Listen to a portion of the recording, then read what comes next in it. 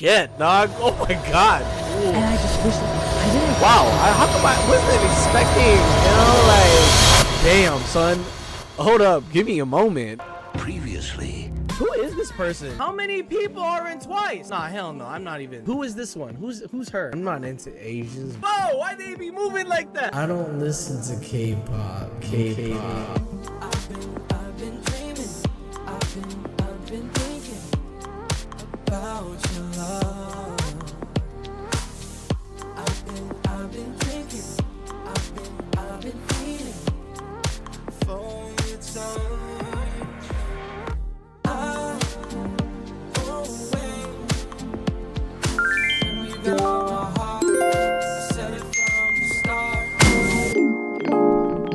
What is happening, everybody? Welcome back to the channel. It's your man's Jazzito, and I am here today to finally give you guys your long-awaited reaction to Rosie Call Her Daddy podcast / interview. Now, since I know there will be a lot of blinks and number ones tuning into this video, I would like to take this time to address something, and if you don't want to hear it, go ahead and skip to the reaction. Timestamps are down below, but I feel like it's pretty important, and that's that I did finally record my reaction to Grammy Museum performance, but in light of everything that's been going on with my computer and whatnot, that got corrupted. That, along with other reactions that I've told some of you guys about, a lot of reactions got corrupted, and I've mentioned this in other videos. I mentioned this over live streams. I've mentioned it in many places. So the Grammy Museum performance, that is one, and that's like everything. That was the interview, that was the performance, and that was a fan cam of Rosie's comedy, which she's hilarious. I thought it was great though. I might as well review it while I'm here, because obviously you guys will never get to see the reaction again. I only do first time reactions. I don't react. So and I have seen it a couple more times after the first time I recorded it, but Rosie is hilarious, and I love how she was talking about how she couldn't really out BCD Tofu House because, you know, she's like, is it sponsored, you know? I'm shocked that she don't know Jollibee, especially with how much she's always involved with Filipinos like Bella Pores, Bruno, and Evan Mock. I'm surprised that she didn't know Jollibee. I feel like, I'm like, there's no way. I remember I said it in my reaction when I did it. I was like, there's no way she don't know Jollibee. That's a lie. That is a straight lie. She lying. There's no way. I love the way she performed everything. I love how she like, I love it every time she does anything and it's an acoustic, you know, she's performing it for real, like acoustic. It was very intimate. Again, if you guys know, if you guys don't know, I was supposed to go there, but I didn't, and that's why I didn't react to it anytime sooner, because I had a little bit of FOMO, which is the fear of missing out, and I just wanted to record my reaction at a time where I wouldn't give you guys a bad reaction. You know what I'm saying? Because it was like fresh off my mind of missing it, and it was right there. Like, you know, it's not too far from me. I'm here in LA. So, or I'm in OC technically, but LA is still really close to me.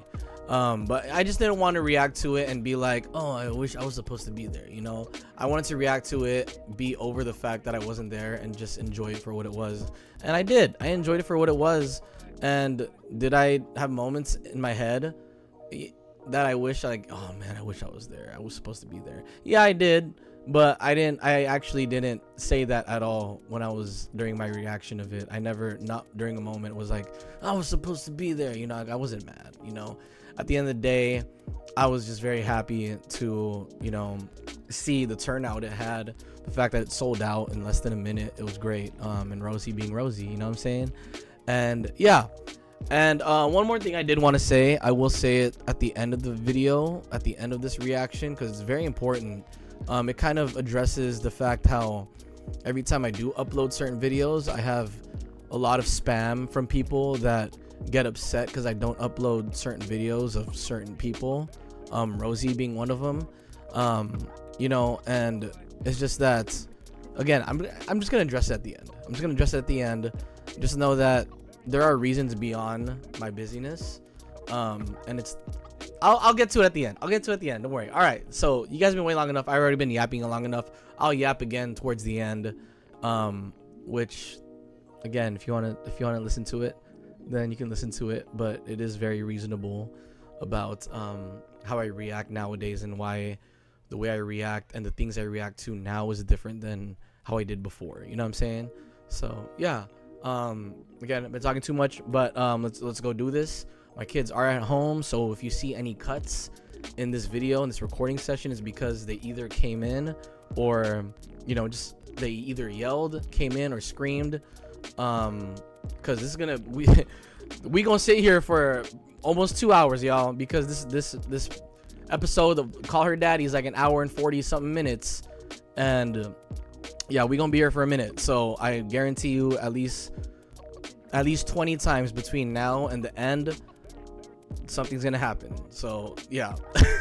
Anyways, without further ado, LGI baby, let's get it. Let's go.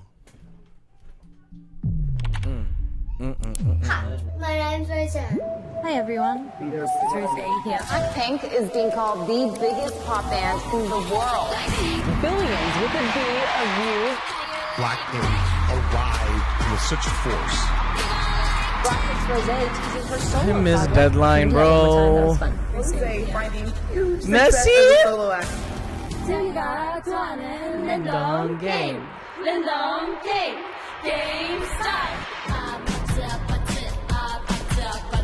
First Korean female act.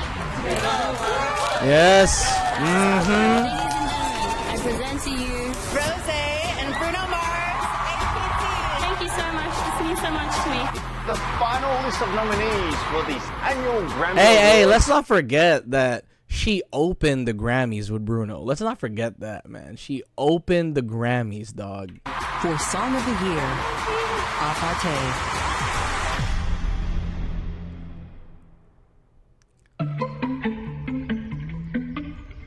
Oh, she went all the way to Korea for this? Man. Welcome to a special edition of Call Her Daddy. We are going to do things just a little bit differently today. I came to Seoul to interview someone very special, immerse myself in her Very culture, special. and Good for maybe you. have a little fun along the way. So, if you're ready, let's get into it.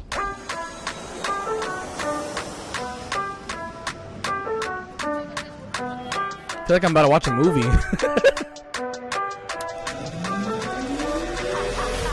What is up, Daddy Gang? It is your founding father, Alex Cooper. Alex Cooper.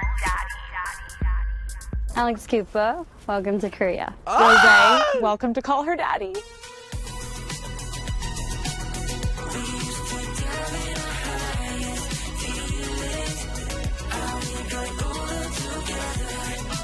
Oh, I love how it's big and pink.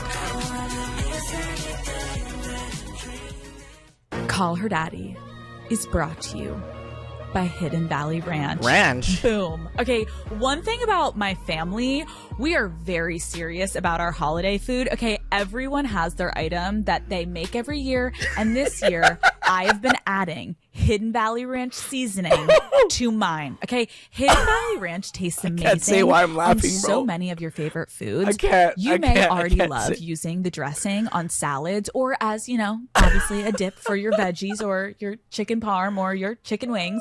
But adding a ranch to twist your favorite holiday dishes. Okay, you know what? I can't say why I want to laugh because I don't know. We are in a sensitive world nowadays, and I don't want to get canceled for saying it. It's definitely something I would say if I was on stream, though. Interruption number 1. You see that? You know what? I'm going. Interruption number 2. You see that? You see what I mean? We're only a couple minutes in. 2 interruptions already. You know what? Just because I'm gonna throw all the interruptions at the end of this video, kind of like a blooper reel. You know what I'm saying? So, anyways, why I was laughing, I can't say. I would say it during a live stream, just because if I were to say it on a live stream, I have people in the chat to back me up about, you know, why I'm laughing. But This is a video. I can't say why I'm laughing. If you are curious to why I'm laughing, you go ahead and DM me on Instagram or TikTok or something. But that just know that I can't say why I'm laughing. You can take educated guesses, but yeah, let's move on. We'll make them and take them to the next level. Okay, think about a spinach dip made with some Hidden Valley Ranch dip mix. Boom. Are you kidding me? It is so easy to throw together and instantly elevates a good old classic. Or even a slow cook pot roast with some ranch seasoning sprinkled in. Boom. Okay. Game changer. You'll be so surprised by how versatile and of course. I love the way she talks. Like how her mouth moves when she talks. I've heard of Alex Cooper and you know, I've heard of Call Her Daddy, but I've never seen a full episode or, you know, watch. But she has the way she talks is very, like, you know. Give me 1 second. I don't know if you hear, but my children are yelling. Anyways, 3 minutes in, we had that was the third interruption, and that one was like a good 10 minutes. So this recording so far is a 17-minute recording. 18-minute recording now. Anyways, I like the way she talks. The way, like, I don't know how to explain it. I like the way she talks, though. And yes, I have boba.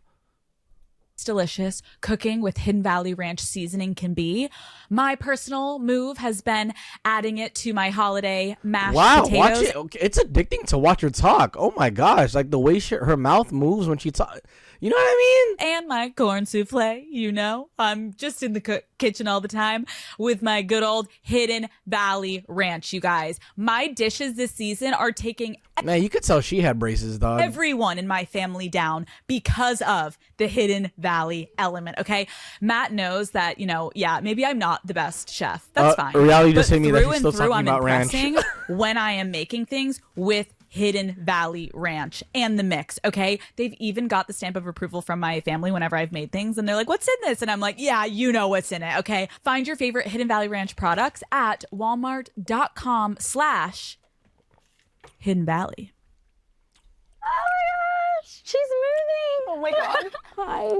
Oh my god, welcome to Call Her Daddy. Thank you. Oh my gosh, it feels like I'm... Wow, what is up with this mic quality? There is no background noise at all, bro. Like, there is no background noise in the city.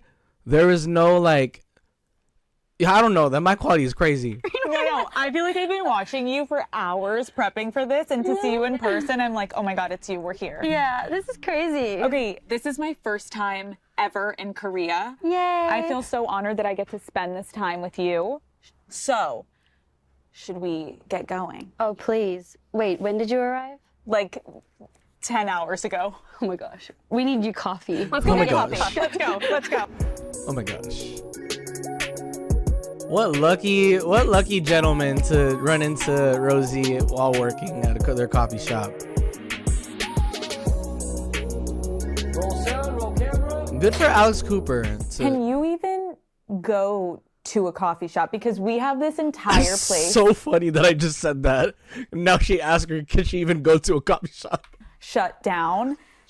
Shut down. For you, like, can you go normal places?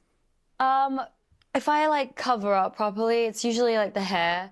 I have like a cap on and then I look like a murderer basically, and everyone's like, and I'm just like this dark thing walking around. But if I can just like cover it up, then I can. I mean, you are sitting in front of me. You're a global superstar. But I do kind of want to go back before all of this. YG Entertainment was holding auditions and your dad encouraged you to try out. Can you talk to me about what that process was like a little bit? I think me growing up, like even culturally, my parents, it wasn't a normal thing to like send me off to like... Sorry, interruption number 4. like something like that, or like classes or anything like that. And so I would always just sing at home, just like on the piano. And it was like, never taken lessons before, so it was very like organic and stuff. But for him to be like taking an audition, I was like what? Me? Like, what do you mean? I'm like, I don't have any. I'm not a great singer, am I? Yeah, you are. No. You're like, wait, tell me again, Dad. Should I do this? Like, what? Yeah, but then Rosie, you go and So silly. you audition and you come in first out of thousands of people. Were you nervous going into the audition, or were you like, I've got this? No, I was like laughing because when I was like in the line, all these girls were like playing me. They were like, "Hi, I wrote this song," and I'm like, "Wow," and they'd play incredible. They were really good in my opinion, and I was like, "Oh my God, this is terrible." And I walk in being like, "Well, I'm just gonna have to consider it a good experience and just have fun." What do you think YG saw in you? No, I have no idea. It's a no. Maybe they could imagine, because I remember they were planning on making this group that eventually turned into Blackpink, and maybe I fit that category, or I think like since I was from Australia, I feel like that was probably something different, and like I was from like a different area. It wasn't even from the US, and back then there weren't many foreign people in these Korean groups. And then you get the call and you obviously get accepted. You grew up in Australia, but trainees have to live full-time in Korea to do this program. How did you feel when you found out that at 15 years old you were going to have to move to a new country alone? Like, were you scared? No. I was just excited. I was like, oh my God, this is so exciting. This is like so dramatic. I'm like leaving. I'm like, bye everyone. They're like, where are you going? I'm like, I don't know how to explain it. You're like, I'll see you guys later. Yeah, it felt so special. and then it all just kind of was like, and then reality kicked in. Was there a moment you can remember where it really sunk in, like, oh my God, this is happening and I'm completely alone. Like, my family's gone. I'm 15 years old. You know what this kind of reminds me? Hearing this is like, you know, we know through all the Rosie interviews, this isn't the first time we've heard this. Isn't my first time I've heard this story. Now I'm thinking if we're going to hear the APT story again, like we always do, like in almost all her interviews, we hear the story of how APT became APT. And now I'm just like wondering, like, am I gonna hear that story again? Probably will. And if I do, I'm not gonna complain, because I can listen to Rosie talk all the time. But still, like, it's just like there's every new interview of Rosie is like we hear it all the time. And obviously, because the interviewer is trying to get their answer, but it's like as Rosie watchers, we've heard the same answers, same questions so many times. We go. I think it was like as soon as they dropped me off, so we got to the building and they were really nice and accommodating to like my whole family, and they showed us around like, this is a recording studio, this will be like da-da-da, and then we go to the basement where the rehearsal space was, and then they introduced me to the girls, and I was like so shy, and I'm like, oh my God, this is so fun, but like exciting and scary, and yeah, and then I said hi, and then I remember I turned to my parents, and they were outside the room. They're like, all right, we're leaving now. And I remember being like, wait, where are you going? And they're like, well, you have to stay here and now like practice with the girls. And I remember being like, oh, and they were all watching me, so I didn't have time to process it. And then I remember they like, all right, interruption number 5. Let's go. Okay. And then they just gave me like a rough hug, and then the door closes, and I remember, so they were all looking at me, and then I rushed to the corner. So the door is at the corner. So the door closes, and then I like put my nose like on the corner, and then I just start sobbing. And then the girls all came around and like hugged me, but I was so scared. Like, of course, at 15 years old, like I think the most I could equate it for people in America would be if you went to boarding school as a kid, right? And you get sent away for high school, and you go on this excursion for a couple years. What do you think was one of the scariest things back then that you had to like do alone for the first time without your parents once you got into the program? Oh, that's a good question. I never heard that. Honestly, like understanding the culture, and then realizing hierarchy, and having to like put yourself somewhere amongst all these people when I don't have any social skills yet. I think that's quite scary. It is. I guess had to do that quite early on, and to start navigating. Okay, who are the people here that are going to protect me. And are they going to protect me? Or is that just going to be me? And I think that's just a question that obviously potentially doesn't naturally come to a 15-year-old. And just the contrast of having like full family growing up to like none in a day. You're on your own. Yeah. Do you remember a moment that you were like, oh, I thought I could trust this person and that didn't work out so well? Ooh. I think like I had trust for like everyone growing up because I mean I grew up in Australia and like everyone's just you have your parents as well and you're just in like school and it's protected environments and parents would take me to church and again protected environments and my parents know everyone that's going to take care of me whenever they drop you off anywhere. But I think slowly realized with that when you're taken away from your parents, I think as a child you just instantly realize that, oh, like, I can't trust anyone until, like, you grow up as an adult yourself and then you know how to protect yourself. That's when you can start, you know, choosing who you can trust. But I think at that time, I feel like I probably realized, like, for now, I can't trust anyone. The training process was so intense. And I think there's a lot of people that maybe aren't familiar with it. And it's essentially this 24/7 boot camp where you are training, you are doing singing, dancing, language skills, PR, stage I like presence. how much Once she you did her got homework. fully immersed in it and you started taking these classes, like, what do you think was the biggest shock to you of all of the training that you Hella were did her going homework, through? dog. Well, I guess, but I went at such a young age that I didn't understand the concept of rest. And now that I'm an adult, now I realize, and then what freedom might mean. Because in the past, like, I was just a child. And so, like, when they told me to, I'm like, okay. And then now I think about it, to kind of do something, like, every single day, like, with no time off. Like, I don't remember, from 16 to 20, I don't remember what, like, hanging out or just relaxing was. I mean, I didn't have any other friends other than the girls that I trained with as well. 11 a.m. to 2 a.m. was our training hours. All right, guys, was that interruption number 6? That one was the longest one by far. We have a 44-minute recording already, and we're only 12 minutes and 42 seconds into this video. So, tells you a lot about what's going on my side of things.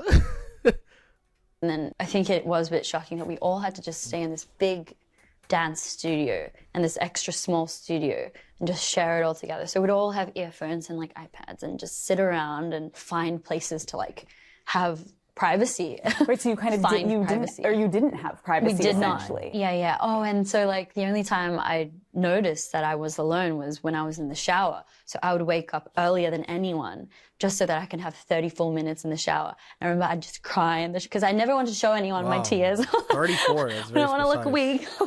And so like I remember I'd be like cry in the shower and then I'd be like, then I'd walk out and be like, I'm back.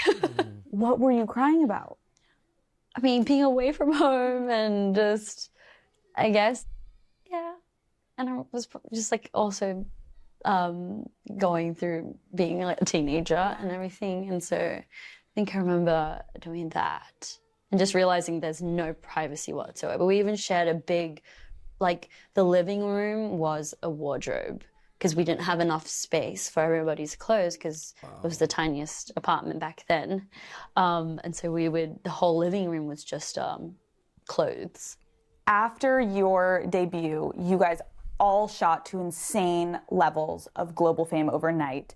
You said in an interview that freedom for you is being anonymous. What did you mean by that? Yeah, I think I still feel that way. Freedom is like, I mean, the feeling of the opposite of the word kind of feels like, because I'm not anonymous, I guess a lot more people than before recognize me.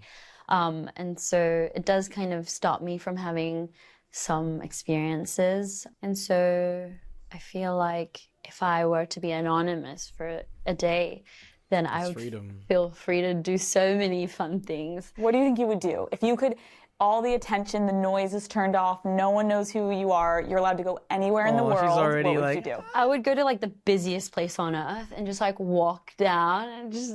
Like where, New York, Seoul? Yeah, New York, or like any like theme park, and just walk on the streets, and then like I don't know, just that's what so like I still go, but like I like kind of have to like That's so hide, touching, but dude. I'd look cute first of all. I'd dress cute.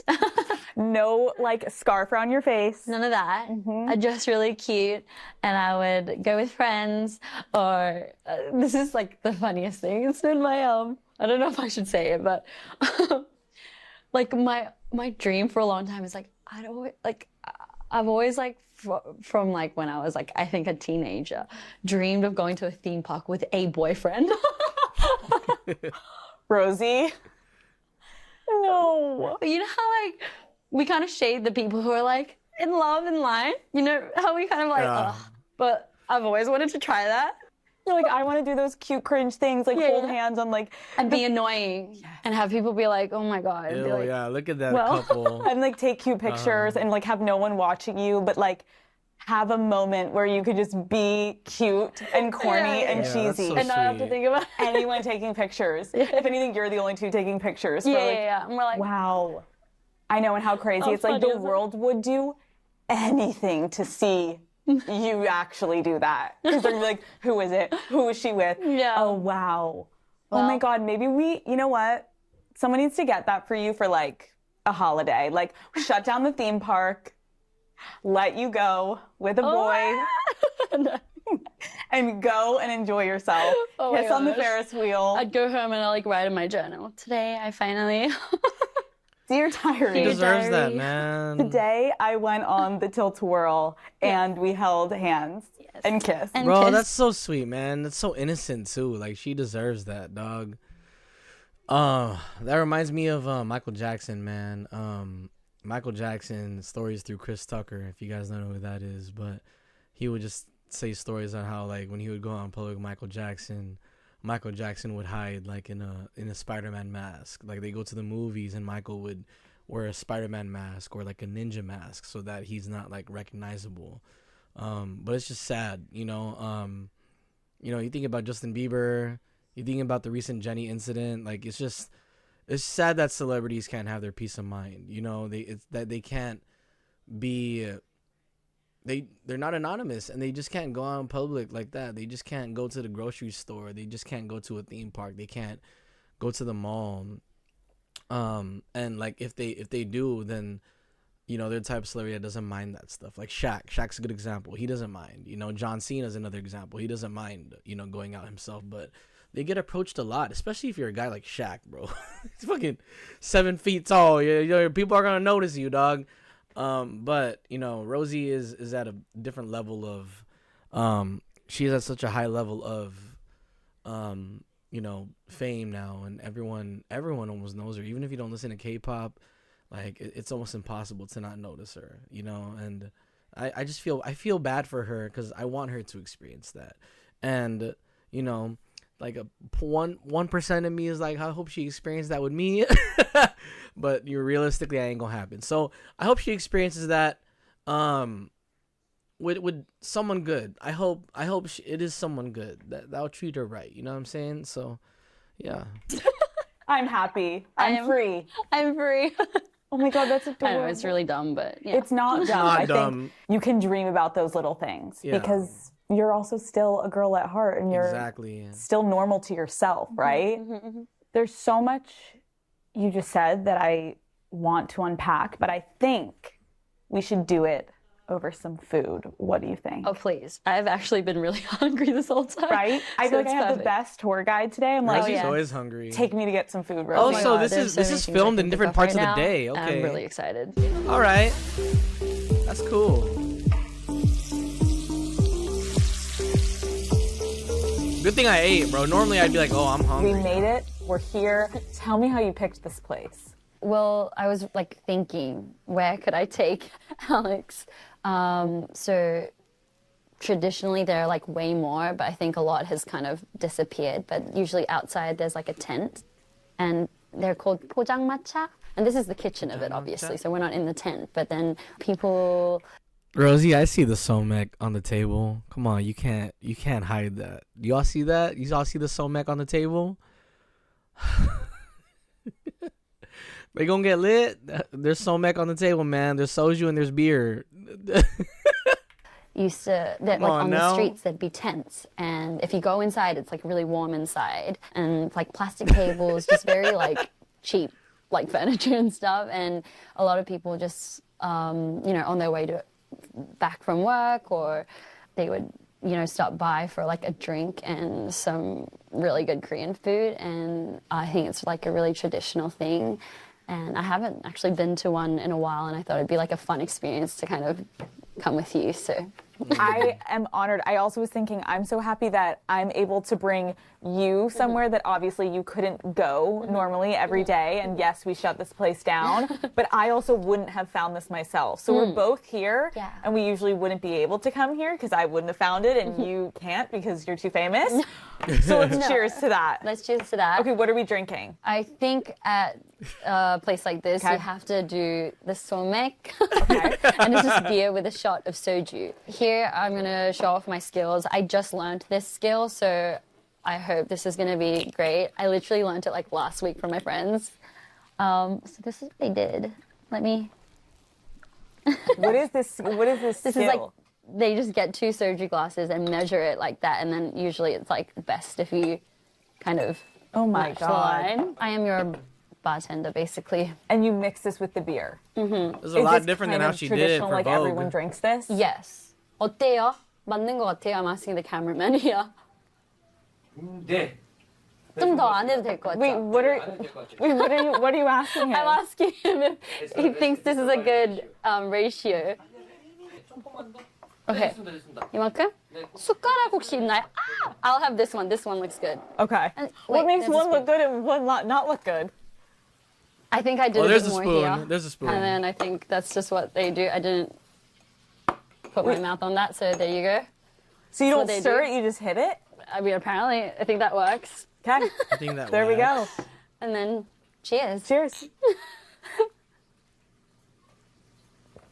After you start drinking this, I've tried just beer on its own, and it's a bit like boring. So do you drink this usually if you're going out for a night out? In Korea, yes. Okay, and what else are you drinking if you're not in Korea? Are you a I do tequila like- girl? Oh, I'm a vodka girl.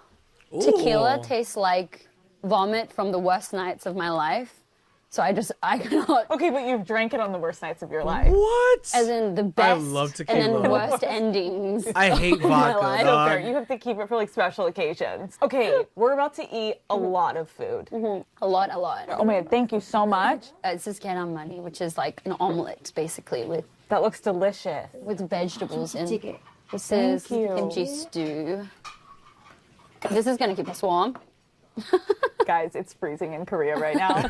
We're not just being like bougie with our jackets on, we're actually cold. 감사합니다. Wow. Oh my God, wait. This is like one of my favorites. What is this? It's just dried squid, and then this is a really good sauce. We'll let this cool off. Let's just start with culture. You left Australia, you moved to Korea, you've talked about how it was a culture shock. Like you were one of the only Koreans when you were at school in Australia. Then you come to Korea and it's like, are you Korean enough? Yeah, no, that's a really good question. That's a good question. Like, I think I always grew up feeling like I definitely looked different from everyone in my class, and that was fine, but just somewhat felt like a bit different, and my culture at home was different because my parents were both from Korea, and I think moving to Korea, I was very excited, and I instantly thought that, you know, everyone there would be like me, and obviously I haven't grown up here. There was so much to learn from, and I think just like in terms of how people, you know, like when certain people meet for the first time, like manners are different. And in an elevator, like how your manners would be in an elevator, to like buying things over just a counter. And like in all of that, it's like everyone has such different mannerisms, and just like learning from like about all of that was much more difficult than I thought. And yes, there came the question of, am I Korean enough? And I definitely have felt a little bit like, because I'm just purely half, like when I went to school, half very like Australian cultured, and then I'm also like not. And then coming here, it was just like my whole life has been a bit, and I'm sure a lot of people share the same feeling of just trying to figure out where I belong.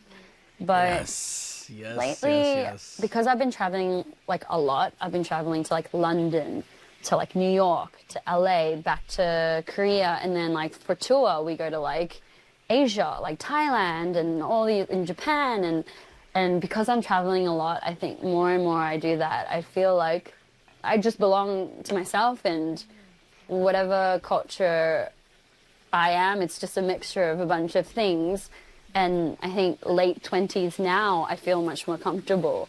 And that's why I love traveling. And I feel like I relate to a lot of people. And yes, I do feel a bit alienated from certain crowds, but I think there's a beauty in that. And there was a time where it hurt a bit, like when you're much younger. But like, you know, that's why I'm really grateful for my job as well, because it, you know, it gives me the art exposes you to all these different cultures. Yes. And I think what's so beautiful, which is a good message for anyone listening, is like you at first are just trying to fit in, and you're trying to be like, I'm like this person or this person. Yeah. What makes you so beautiful is that you are unique, and you have these different backgrounds that make you who you are, that made you stand out when you did that audition, and YG saw you and thought, oh, this girl should come, right? Like, there's something about it that's also so beautiful, that you bring these different elements into your life, that you have to look at it as a positive. Okay, let's eat. Shall we? What is this called? This is just 오징어, which is squid. Okay, let's eat. Okay. And this is 청양고추 mayo, which is like basically saying like chili pepper and mayonnaise. So we just break it off. I would usually grab it and then rip it. 이모는 혹시요 이거 찢어주실 수? 제가 손을 안 씻어가지고. 찢어드릴게요. 예. I didn't wash my hands, so I just asked her to rip it for us. Okay. Aww. And then that's just omelet, so you can try that. It's with ketchup, so good old ketchup. I'm going for the omelet, guys. This is my heaven. How is the omelet? It's so yummy. What is this? Okay, this is pork. That with the oh my, I'm gonna teach you. So get a piece of lettuce. Okay. Just like a big one is fine too. Yes. You grab a piece. Okay. You grab a bit of sauce, like that. 저희 청양고추 좀 썰어주실 수 있을까요? 감사합니다. Whoa. 감사합니다. What? I'm just really excited. I need to come back here again. It's so funny. I eat the same things every day and I still get excited. Whenever you come to LA, I'm going to take you to my favorite spots. Please. Yeah. I love that. I realized that I haven't acknowledged. I started this episode and I referred to you as Rosé. Oh, yes. And then now I'm calling you Rosie. Something happened. Something happened. Because I think a lot of people are familiar with, you know, pop stars have these alter egos on stage, and then they're also a little bit potentially different behind the scenes. Can you talk about what the difference is between those two personas? I think, you know, like I started off as... Sorry, I'm just laughing because I know like this is part of the interview, and I'm 1000% sure Rosie doesn't feel what I feel, but like let's say it was me in Rosie's shoes, I'd straight up be like, hey, look, Alex, let's do the talking. Let's go eat right quick. Let me eat right quick, and then we'll continue the interview. Because personally, that's how I am. I hate talking when I'm eating, especially if I'm excited to eat. I don't want to talk. That's the last thing I want to do. I want to eat my food, and we'll talk after. You know what I'm saying? Sometimes like I'm eating and people try talking to me, and I'm just trying to have minimal conversation. At least that interruption came while I was talking. So yeah, I think what are we at 8 now? 8, 9 interruptions already? An hour-long recording. We're only 26 minutes into this. Oh my god, we still have an hour and 20 minutes left. I've been recording. This is gonna be like at least a 3-4 hour recording. I feel like it's gonna be a 3-hour recording if it keeps going at this pace of the amount of interruptions. But no, that's all I was gonna say. Like, I'd be excited to eat. I'd be like, don't talk to me. Let me eat right quick, then we'll talk again. But obviously, this is an interview. Rosie's being polite, and she probably, you know, excited for this interview as much as Alex is. So, you know, she ain't gonna feel that. It's okay. My whole career started as Blackpink, and I feel like it was so much fun creating this character on stage because I'm just from like Australia, like in my bedroom, but like it was so much fun creating this like pop star like character. It was so much fun, and then I think creating See what I'm saying, bro? I know it's probably unintentional, but like since Rosie's doing the talking, Alex is doing the eating, and I saw Rosie's eyeballs like peep peep like peep. Her using the chopsticks, getting her food. Character. It was so much fun. And see, look right there. She looks at Alex's food. Like, look at you. You're eating. And then I think creating my first solo album, it was my discovery of like, you know, who am I? And like when I was naming the album, I really thought a lot about it. There was like options. Oh, that's the they're chopping in the background of the Like, I thought that was number one girl, my background. And then a lot of people was like, what about Rosie? And at first I was like, it seems a bit like narcissistic. Sorry that I'm like, I'm not sure. Right. And then it slowly grew on me, and then, you know, just the idea of it being Rosie, because Rosé has been such a big part of my life, and that's what we present ourselves as, Blackpink Rosé. And I felt like this was very opposite. 감사합니다. 네, 좋아요.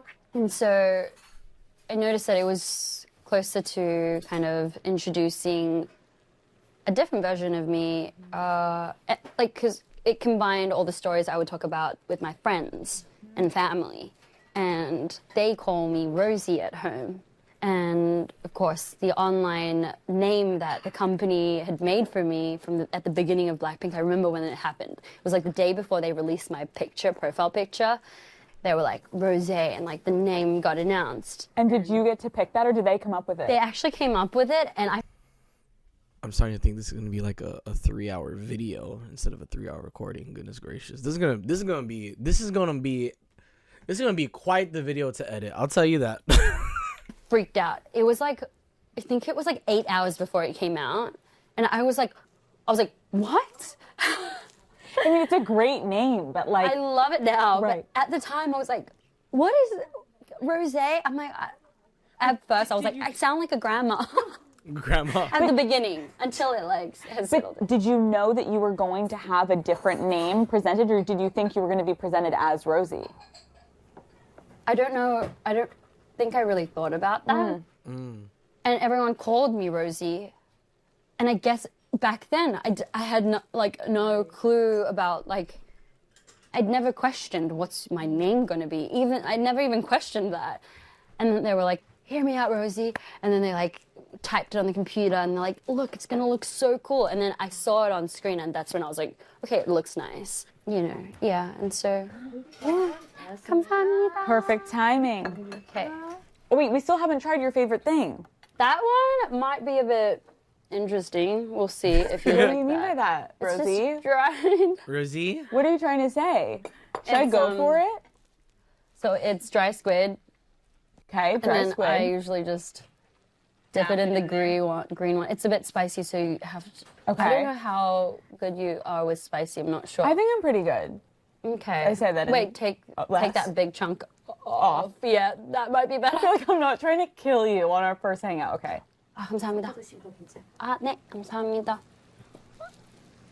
Oh, it's really hard. Okay, you have to chew on it. Chew on it. Or rip it. Chew on it. Just take your time. Oh, like jerky? Okay. You're like, what? I wasn't ready for that. It's not that crazy, but it goes really well with beer. You're like, what? This is why I was so excited for this, though, because I would never have ordered this myself, because I would have been like, what is that? I don't even know what to do with that. And the fact that I now have enough information that I can go to my friends and be like, this with beer is amazing. Oh, that's really interesting. I've never tasted anything like it. I think if somebody introduced that to me, like, after I grew up, I'd be like, what? But my parents would, like, every time we watched TV together, my mom would, like, get one and then, like, you know, kind of grill it over the stove and bring it, it's, like, nice and warm, and then it'd just be, like...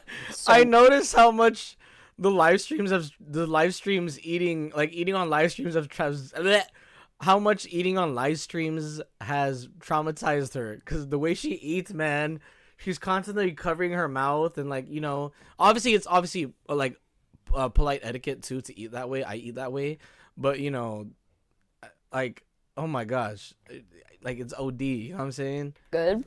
I want to talk to you about how we don't obviously have this in America, but you are literally referred to as an idol, right? And the pressures that initially come with that culturally when you come to Korea and you become a K-pop star, like how has that impacted your pouring herself. self-esteem? Oh, she's pouring it for Alex. I think from a young age, it's just kind of like trained my brain to dream like big. And I think, which is crazy, this is kind of almost happening now, is that like I always kind of thought like I really want to like be as big as like, I don't know, like Beyonce, and I loved her, and like Michael Jackson, and MJ. I thought like I'm gonna be big. And then I guess over the years I think reality kind of hit. Now looking back, I think it means way more to me than I thought it does, and myself and many other girls and kids around the world who are now seeing a bit of a difference in culture. And I think it does excite me, and it scares me a little bit, to be honest.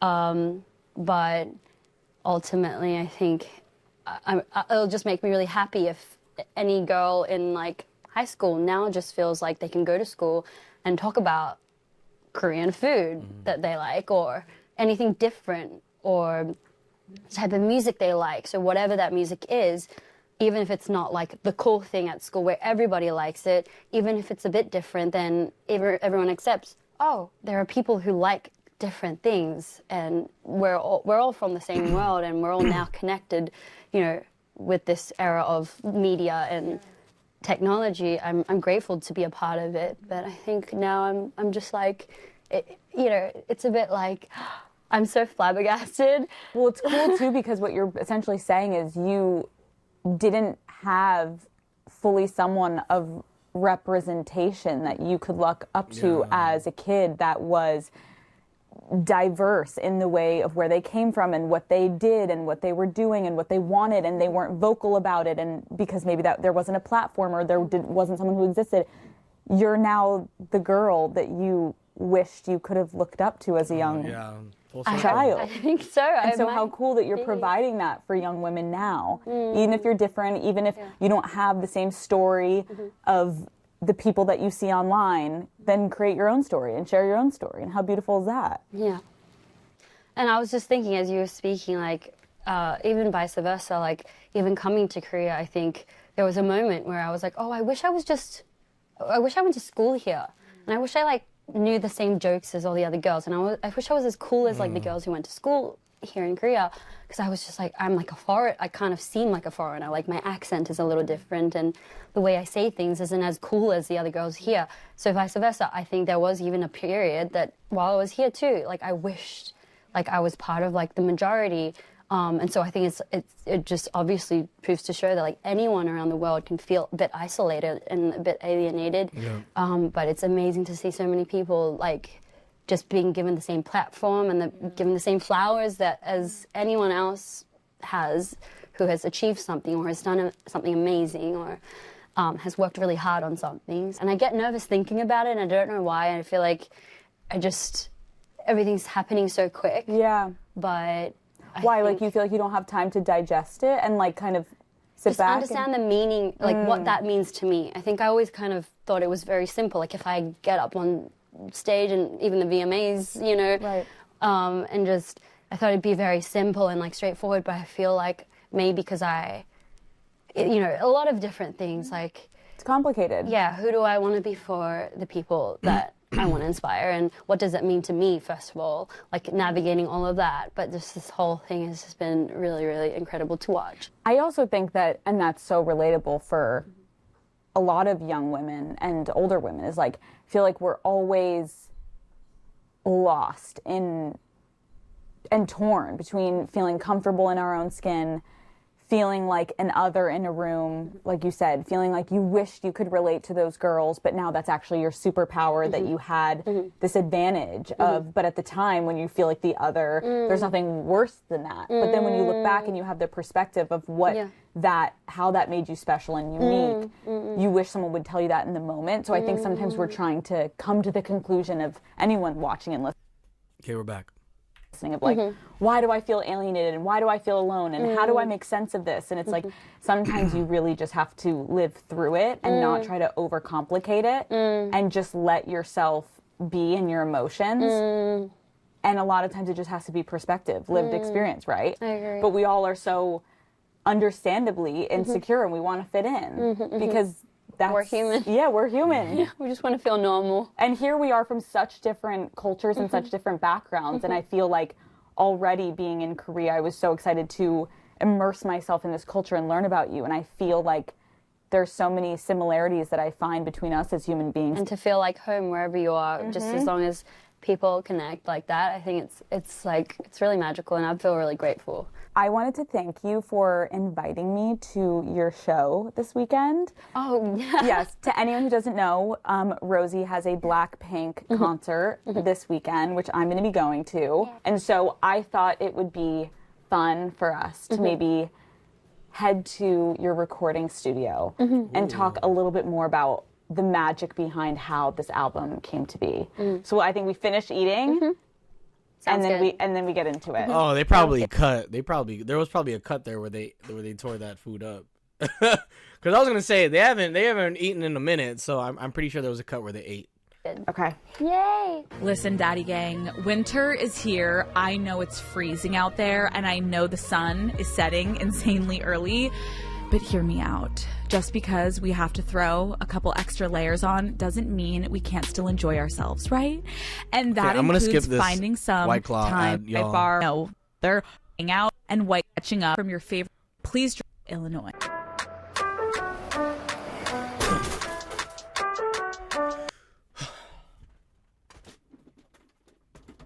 that gonna happen? Like, how does that happen?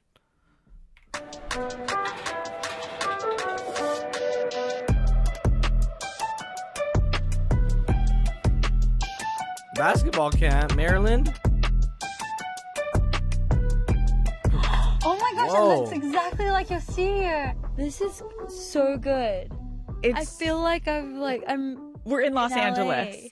We have your gorgeous, famous dog. Oh, it's with us Hank today. It's Hank. Your mom's just gonna talk about it. He does look so stoic, man. Oh my gosh. Why am I so excited to see Hank? What the heck? Not me being excited to see Hank. What the heck? He looks so like chill. Like he don't even care. He ain't worried about nothing. He's just we finally know, yo, it's Hank. Famous dog. Because we've seen pictures of Hank, but I never see he's in the. I could see how he acts now in the video. Rosie's right. He do look like an old man. He legit looks like an old man who's just kind of like, you don't even look like a dog, bro. With us today. Your mom's just gonna talk about a couple things about her album, and then why am I so we'll like done. cheesing over Tell Hank, me about bro? what headspace you need to be in to be your best in the studio. I just need to not think. Personally, the last album, I realized that it was so much more free-flowing in the studio when I was just myself fully. I feel like everybody has stories to tell on like a day-to-day basis. And like usually you would maybe talk to your therapist about it, or you'd talk to your boyfriend about it, or you'd talk to your best friend about it. But I'd kind of save that. And anytime I felt something, felt like speaking my mind, I would quickly find a studio and the people that I love to work with and just pop in, and I would just... See, I say so far in the 40 minutes of this interview so far, most of it has been, nothing new so far to us. I think maybe a couple things have been like news, but most of this is definitely, things we've heard in many interviews before, which again, I'm not complaining about, but it's always fun to see how Rosie like retells these stories and re-answers these questions, Like I noticed like her difference in word choice, or the tone of how she says her stories. So yeah, it's always fun. Kind of let it out there, just so that, well, for the last album, so that it feels very intimate and so it feels like a journal. A lot of times when you write something down in the exact moment, you may not feel that way tomorrow, right? She kind of looks like Rachel McAdams, bro. Be able to capture exactly how maybe not looks like her, but I don't know. The way she like talks and carries herself, Alex Cooper, she really reminds me of Rachel McAdams in a way. You were feeling in that moment. It's important. No, I agree. I actually like have thought about that recently, as in like listening back to some of these songs, I'm kind of shocked because there was obviously like a time in my life where but this was a really big subject. But like now I think about it, like I'm like, wait, oh yeah, no, I think I remember. But if I listen to the songs, it was such a thing. And you were so affected by it. Yeah. And now you're kind of like, oh, that thing. But to imagine that these things just get lost in time. There's an unreleased song that I heard. Randomly, I was getting my makeup done for like something, and I was like, what happened to that one song? And then I searched it on my phone, and I found it, and I played it, and I remember I almost cried because I was like, oh my God, I was really serious about that. Yeah. And I almost forgot. I was like, oh yeah, that happened. Next. Why didn't you release a song? I wrote it after the album. It's more like a recent thing. Oh my God, would you ever release it? That one I would love to. It is one of my favorite ones. And then I only realized that it was such a special song months after. I remember when I wrote it, I was like, oh, it's a bit cringe. That's what I thought in the moment. So it was obviously too vulnerable at the time. I was like, oh, I don't know, it's just too sweet, and I don't know, I don't like it. But then I heard it again months later when I was completely over that, and I was like, oh my God. Right, like it's so sweet and honest to what you were going through. And I was just like, I almost forgot about that. Wow. Okay, we're going to get into all of this. Wow. Late 2023, Blackpink took a break so that you and all the other women could pursue their own careers. What were those behind the scenes conversations like? Okay, that one's new. Well, we kind of had like a time frame to. That one's not new, but we've heard it from the like other perspective of the other members. You know what I'm saying? I've heard this question for Lisa and for Jenny. I don't think I've heard Rosie answer this before. Specifically, I really remember this answer with Lisa in an interview. Kind of decide what we're going to do. No, there is one interview where Rosie talked about it. I forgot which one it was, but there is one where I've heard Rosie answer this. And we had fans waiting to hear about how things are going to be after that long contract ended. And so I remember we were on tour then, the last tour. So there were a lot of times we were like, together. We were like on flights together. And it didn't happen over like one conversation. It happened over a few, and it evolved. And I think we allowed each other enough time to, kind of really think through what we as a group and individually want. I feel like I've heard that answer before, but I don't know. I don't remember from who and from where. You know what I'm saying? I feel like I've heard that answer before, though. Still have a few things we need to do as Blackpink, and we have to have more time to celebrate the things we've achieved, but we are also growing up right now, and we haven't had enough time to be fully ourselves or explore that ever. We weren't really allowed that, and so we allowed ourselves that 1 year and to see all the things that all the members have accomplished. It's really fun to watch, and I think it's Were you guys nervous to tell the fans? I don't think so, because we had the plan to be back, and we're on that tour right now, the promise that we had made. I think it was such a healthy decision that we were more excited to announce that.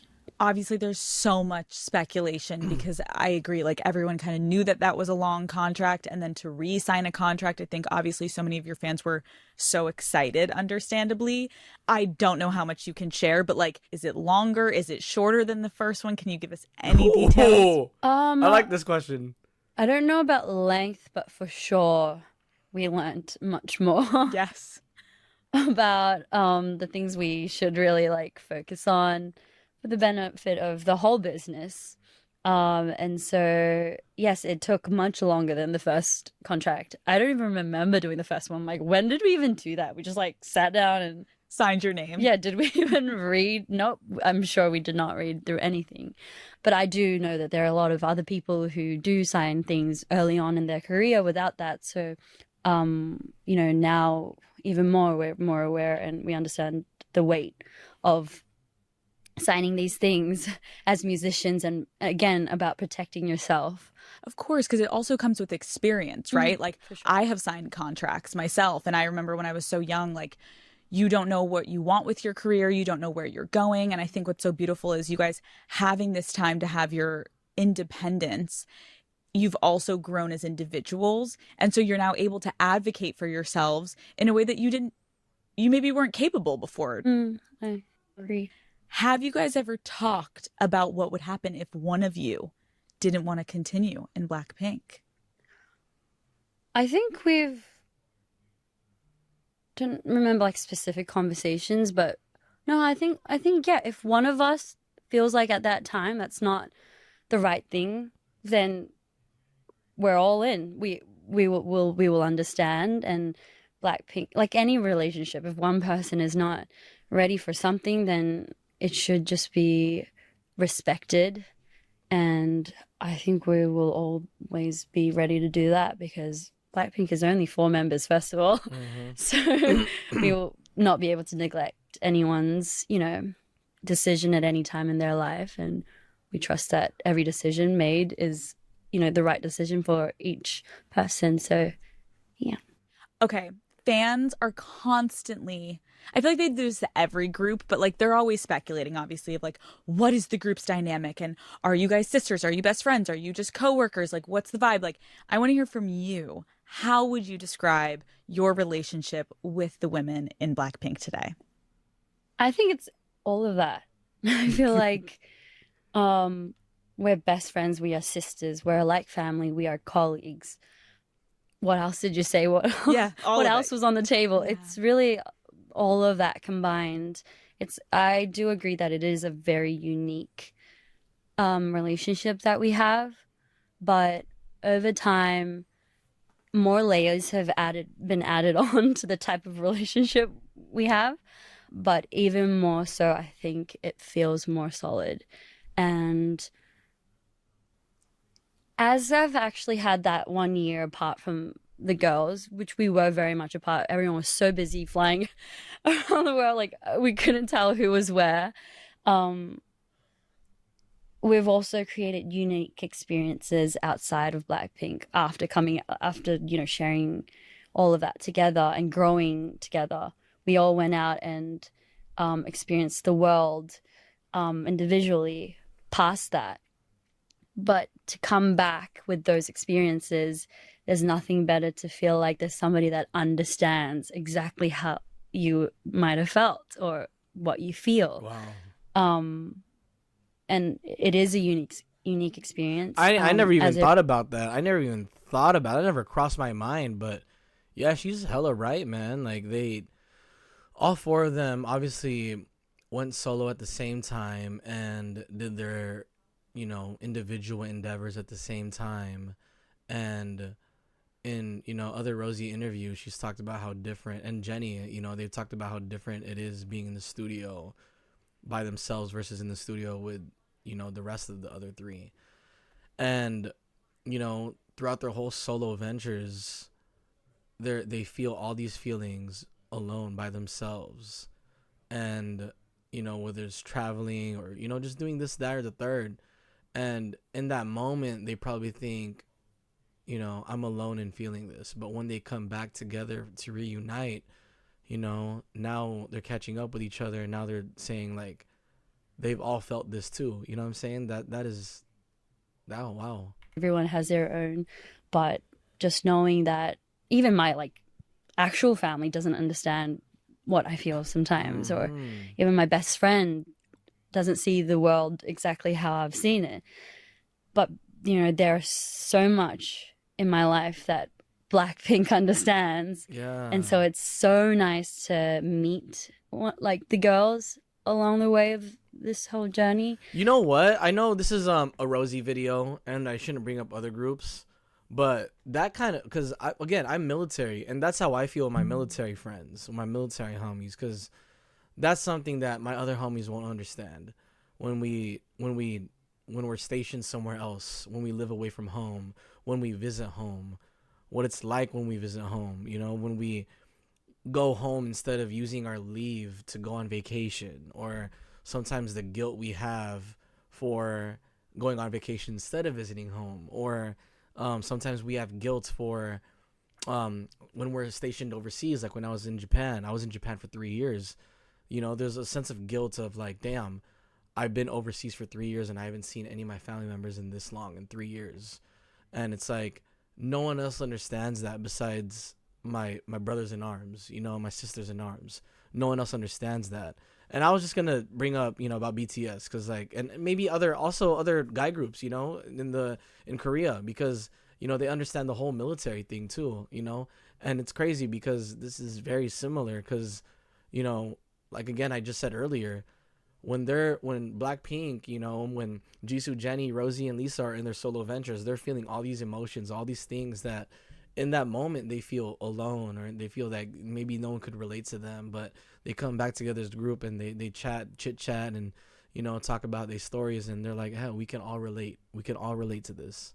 And being able to talk about things and feel like I'm being heard and understood, and I don't have to make it up. I don't have to explain over like hours about why I'm feeling this type of way. Oh my god.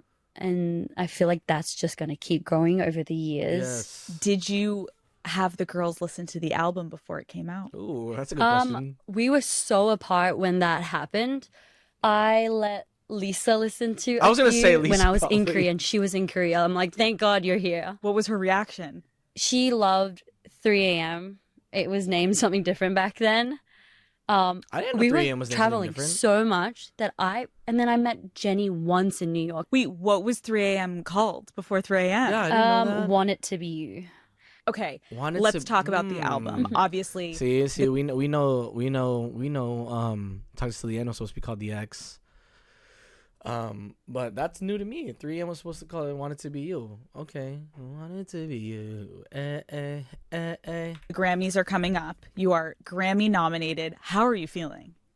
Oh wait, that's a big question. I know. I was like, wait. You're like talking about Lisa and like 3 a.m. Then I'm like, yeah, hi. We're Grammy nominated. How are you feeling?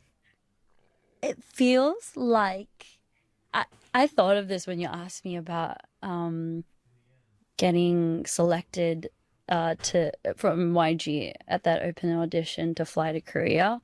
And Clean socks. Oh, thank you. Okay, we're back. I was trying to like, and then it made me think, I think it's the same feeling as this nomination.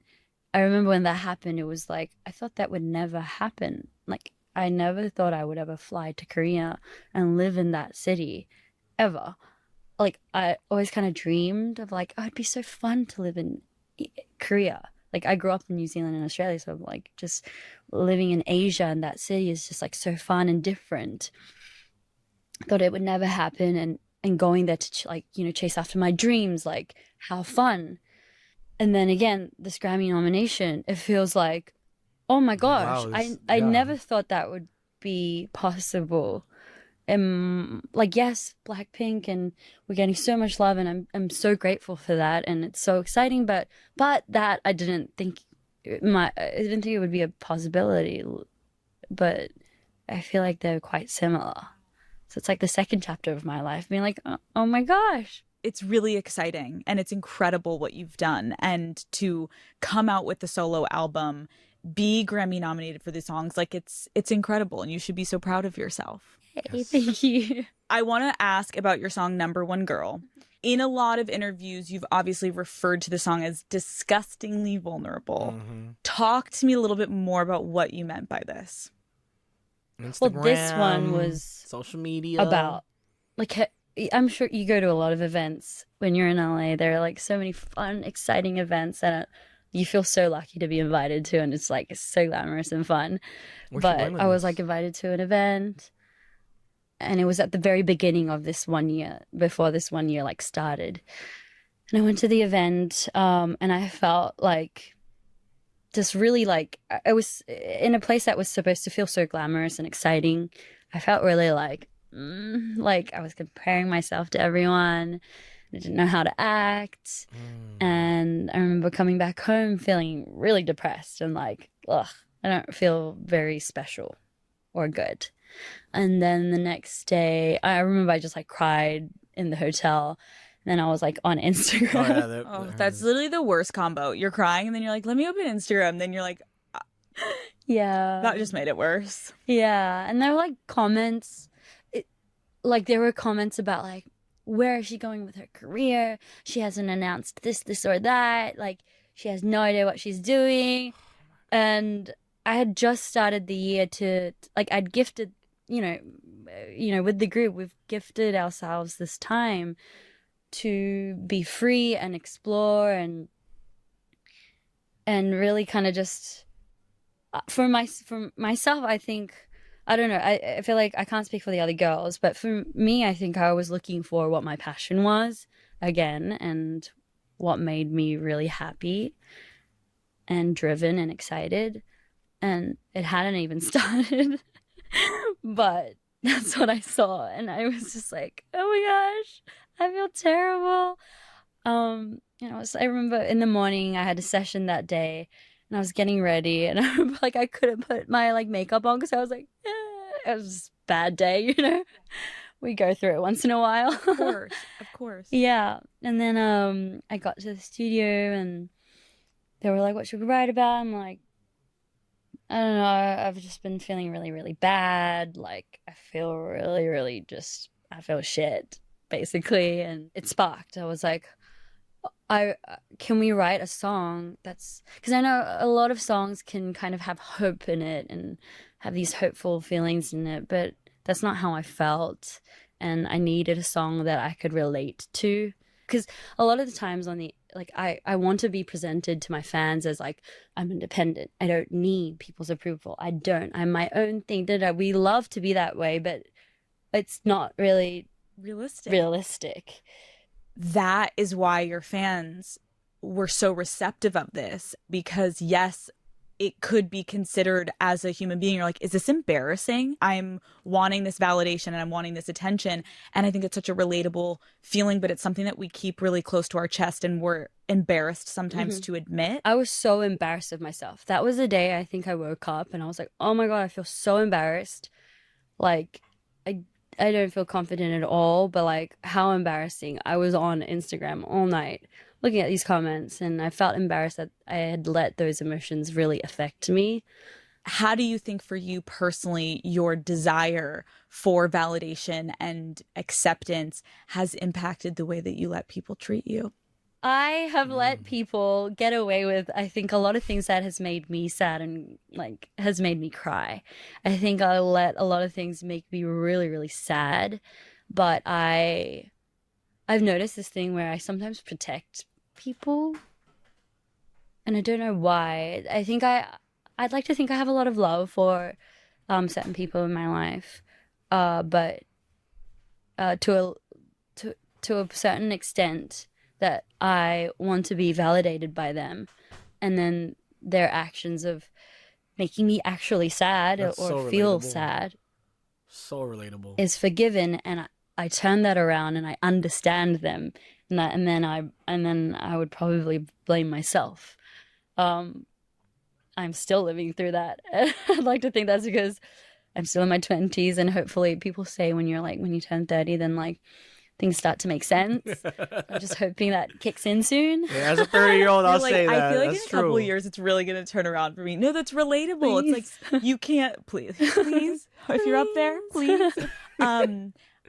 Let's talk about a major theme that I do think relates to this, which is in your album, is toxic relationships, right? You open up about some of the toughest moments that you've been through in your life, essentially.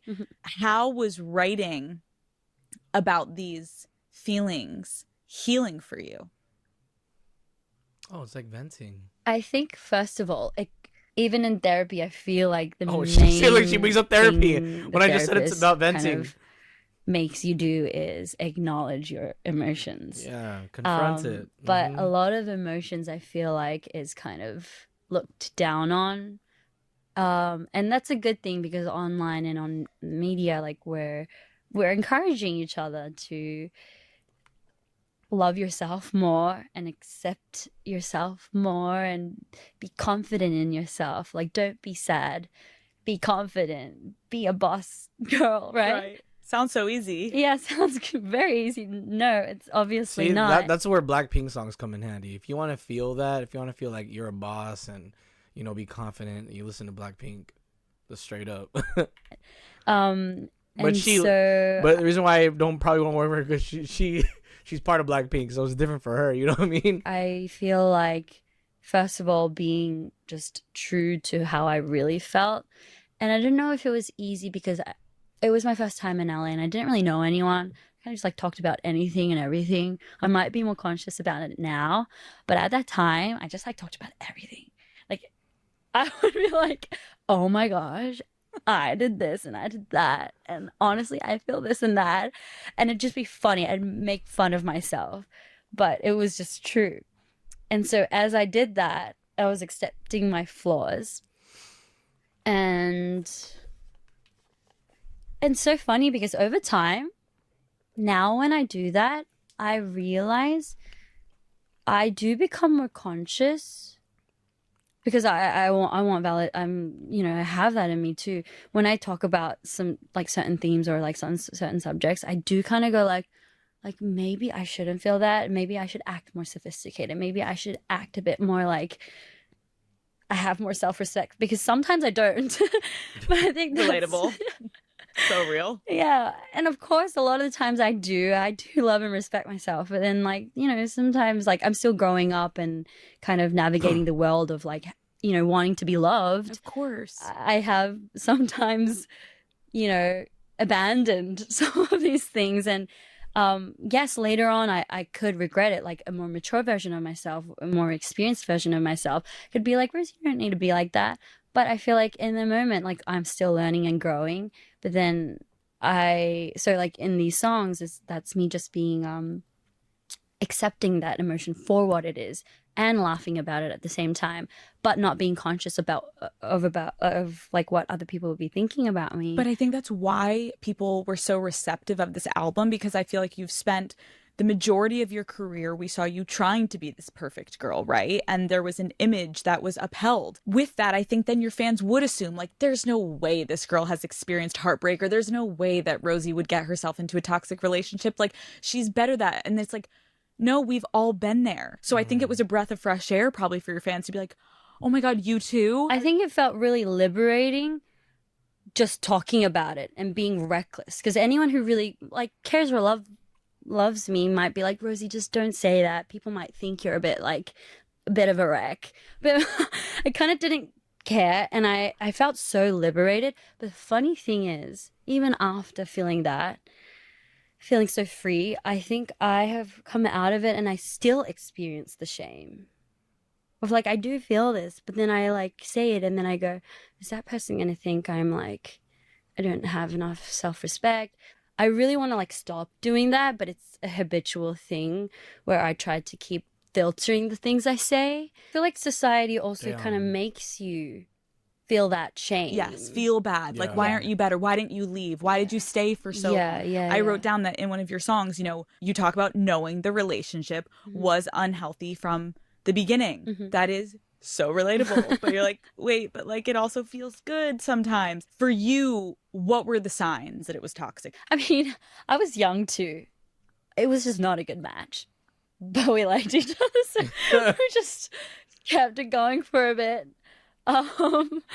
And yeah. That's how it be. I think it's just like now I know a bit better than that to identify we might not be very happy together, maybe, but I also think, again, having grace is like so many young women will be listening to this, and it's like you can relate. The feelings of love and happiness, they bring you back even if there is something toxic or there is a red flag, right? It's like that dopamine, because man. then you move forward and you forget the red flag because then you go to dinner and then you're happy. Still experience that, yeah. Yeah, you're like, girl, this is happening to me right now. Thank you.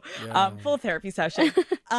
What is something you know you will never put up with again? First of all, if they're kind of like not being like super nice to your friends or family. Yeah, that's definitely. I think they should make an extra effort. People that are not good to your friends and family, I agree. Ladies, if you're watching this, like, please note that you're not being crazy and your friends and family aren't being crazy, because sometimes they can convince you, oh, you know, so it's like, no. Yeah, like if I've introduced this girl as my best friend, she's my best friend. You can't be like, I was busy talking to other people. No, she's my best friend. You gotta take time to talk to the best friend. If I Hank, anyone bro. that's, you know, my boyfriend's best friend, I'd be like, oh my God, I want to be extra nice to that person. That's the boyfriend's best friend. So it's very weird if somebody's like, it just means they're not making effort. Either thinks he's really amazing or he doesn't really respect you. Yeah. Or hasn't learnt how to respect a partner. I agree. One of your favorite lyrics you wrote that I wrote down from your album was, did letting me down get tiring? How in your life in past relationships have you felt let down? All the exes. Yeah, I don't think all of the exes, maybe? Oh. No, Rosie. I mean, let down. Let me think. All of them except one. You're like, girl, we're a work in progress. Okay. Yes, we've talked a little bit about the themes from your album, and they did give a little insight into your dating life, but I recognize that you have never been in a public relationship. Why do you think for you keeping partners completely private is the right approach for you right now? I think a lot of it has to do to protect the person. Oh, that too.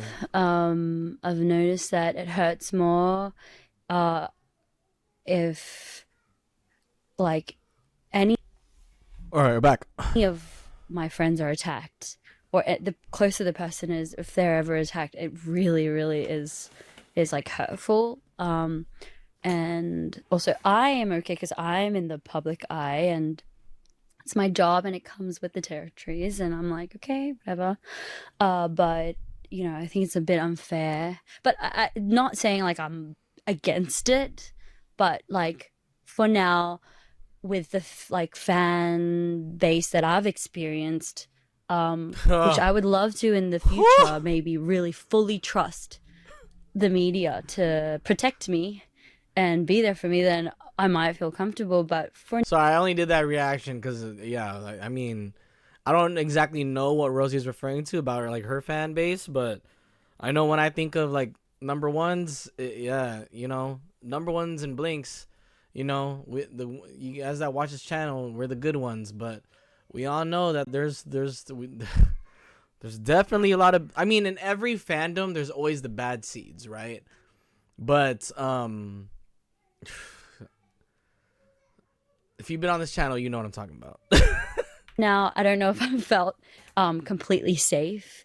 Yeah, I'm sure a lot of other people understand what that feels like and experiences that. I think that's really understandable. I'm curious, had someone feel like you're hiding them? Because I could see that if like then the partner's like, wait, are you just keeping me private because you don't want to share me with the world, or have they been understanding? I think it's been like a two-way thing. like both ways. I think one of the toxic ones. Yeah. That's like, I feel like how every conversation starts. So one of the toxic ones, actually, I'm like, yeah, because there are some toxic. We're back. Ones, not toxic ones. There are some where like you feel where that's coming from, like the protecting, element of it, and I believe it. But there was one, if I think about it, now I look back on it and I'm like, why were you so paranoid? Like what? You're like, wait, you're not the superstar over here. No, I can like say it like that now, but I'm like, I do kind of look back, feel like, wait, because I think I was younger then. I was more younger and like more, I guess more insecure, and I was just very like, I'm like in love and whatever. But then anytime he'd be like, oh, like even like to his friends, he'd be like, oh, I'm just gonna go like hang out with my friends, and like it's just, I don't want to have you there because it's like, and he'd make it seem like he's trying to like limit like talk or whatever. But I'm like, why did you need that? You're like, but again, that's what we're talking about, right? Yeah. You're like, in hindsight, you're like, that doesn't make sense. At that time, I thought he was really serious about his job, and I was like, that's hot.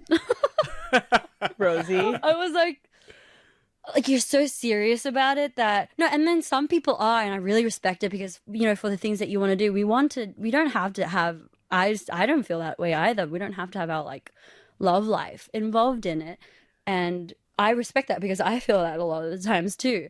But then with that guy, he was like overly like no, we can't do like anything. Like we can't go anywhere. Now I think about it, I'm like, sure, we could have done. I've met people after you who are way more like higher profile than you. That was just like, that would do crazier, like, more things with me. And I'd be like, you're not. And I remember the first time they would want to do things, I'd be like, you're okay with that? And I was so gaslighted, being like, you're okay with doing that? And they're like, why not? And I'd be like, oh, because I learned from this other ex that like we couldn't do anything. Anything. Dude, that's so real though when you have exes to compare to, where all of a sudden you're like, wait a second. Yeah, why are you okay with it? That wasn't normal. Yeah. But in the moment you convince yourself, here you are, Rosie, you're convincing yourself he cares about his job so much. I was like, oh my God, he cares. That's gonna be me in my next relationship whenever that comes. I'm gonna be so shocked that knowing that everything is actually okay. You know what I mean? But he's that's so hot. I was like, no. And now you're like, wait, I was fully getting gaslit and he was fully acting like, no, that is, but again, it's so real. It's so relatable. Like, you don't even have to be famous to be in this situation where a girl is like, dude, I'm in high school, I'm in college, and this kid like won't bring me to the party, and I'm thinking it's because like he's protecting me. Meanwhile, it's like, babe, he may have a side girl that he doesn't want you knowing, but whatever it is. And then you put two and two together, and you're like, yeah, okay, I'm not gonna let that happen to me. That little still after Alex said that you put two and together, then you're like, and she did, Alex did this straight face, and it went to Rosie's real quick. It was so funny. And then perfect you put two and two together, and you're like, yeah, okay, like perfect. That was I'm perfect. not gonna let that happen to me again. Yeah. Perfect I still can't tell why he. I don't know. It's weird. Okay. Like, I'm gonna write that in my journal tonight and try to do that math equation and figure that one out too. Okay. How have you avoided getting your picture taken with a man and paparazzi and all that? Oh my gosh. You're good. You're good. I've had some crazy ones. I once was so paranoid. Wait, oh my God, no. What? I was so paranoid. I love how shy she's getting. Like, seen ever. And like, I ordered online from like, it's basically like Amazon, but in Korea. Are you gonna tell me you got a wig? I got a wig. I got a black curly wig, like a short one. And then I ordered like, I studied how like older people, like elderly women would dress on the street. Like, I'd be like, okay, they wear that kind of a skirt and then those shoes and that kind of a bag. And I would like study it and I would order it. And I dressed up. And then you would go on a date looking like an older woman? I would go like to his house, like because we can't go anywhere. Like I'm dead. I would like travel that way just in case somebody. I did that once, and wait. So then, would you show up to his house and then like rip the wig off and the granny? Like I'd be like. That's a great question. Like, can you ta-da! Like, your prosthetic nose and your wig and your granny panties. You ready, baby? Can you get back to Rosie for a second? You fully are walking in like an 8-year-old woman. Like, and so like for a while in my house, you know, we got rid of it now, but like I had like a whole section of just grandma clothes because I went wild. I just ordered like all cut like light blue, like flowery skirt, but like all like long skirts so that I could cover all my elements. How like, long did this phase of dressing up like a granny last? I think at least 6 months. Rosie, you were committed. I was so committed to keep the secret. Did he ever dress up like a grandpa to go to your house? I think he kind of did. Yeah, like a little more grandpa-ish, but not as crazy as like a wig because I needed a wig. And then I think at one point, like I even imitated how they would walk. When we stop this, I need you to show me how you were. Oh, and the funniest thing, I don't even know if I should say this. This is so funny. I met my grandma the other day, and I was looking at what she was wearing, and I'm like, and then I go to my mom, I'm like, Mom, is that the? And she's like, oh my God, it is. And she's like, that's her favorite coat. She was wearing one of the ones that I would wear. That is Rosie. hilarious. My mom's like, I go, is that the? And she's like, it is. That's her favorite coat. And I was like, I'm dying. Once you're over your granny phase, your mom was like, okay, Rosie, can I at least now give this to your actual grandmother I know, so she can right? put this to good use? After I broke up with that ex, I moved on to my, it. And like, I had a new one. And then she said, you're not going to wear this anymore, are you? And then I'm like, nope. We're turning over a new leaf. I'm going to actually show up to his house looking like my damn self. That is iconic. Yeah. Oh. Okay. Do you prefer to date someone in the industry or not in the industry? Ooh, probably in the industry. In. Oh, see? Oh, wow, I was right. What? I'm so, okay. Yeah, I was right. Only because. The understanding probably. They get it. Yeah. Alex said they get it. There was like a phase where, because from 16, I'm just like not even fully formed human being yet, going to this dorm like full time in that space, and everyone I meet is just related to that, to whatever I'm doing.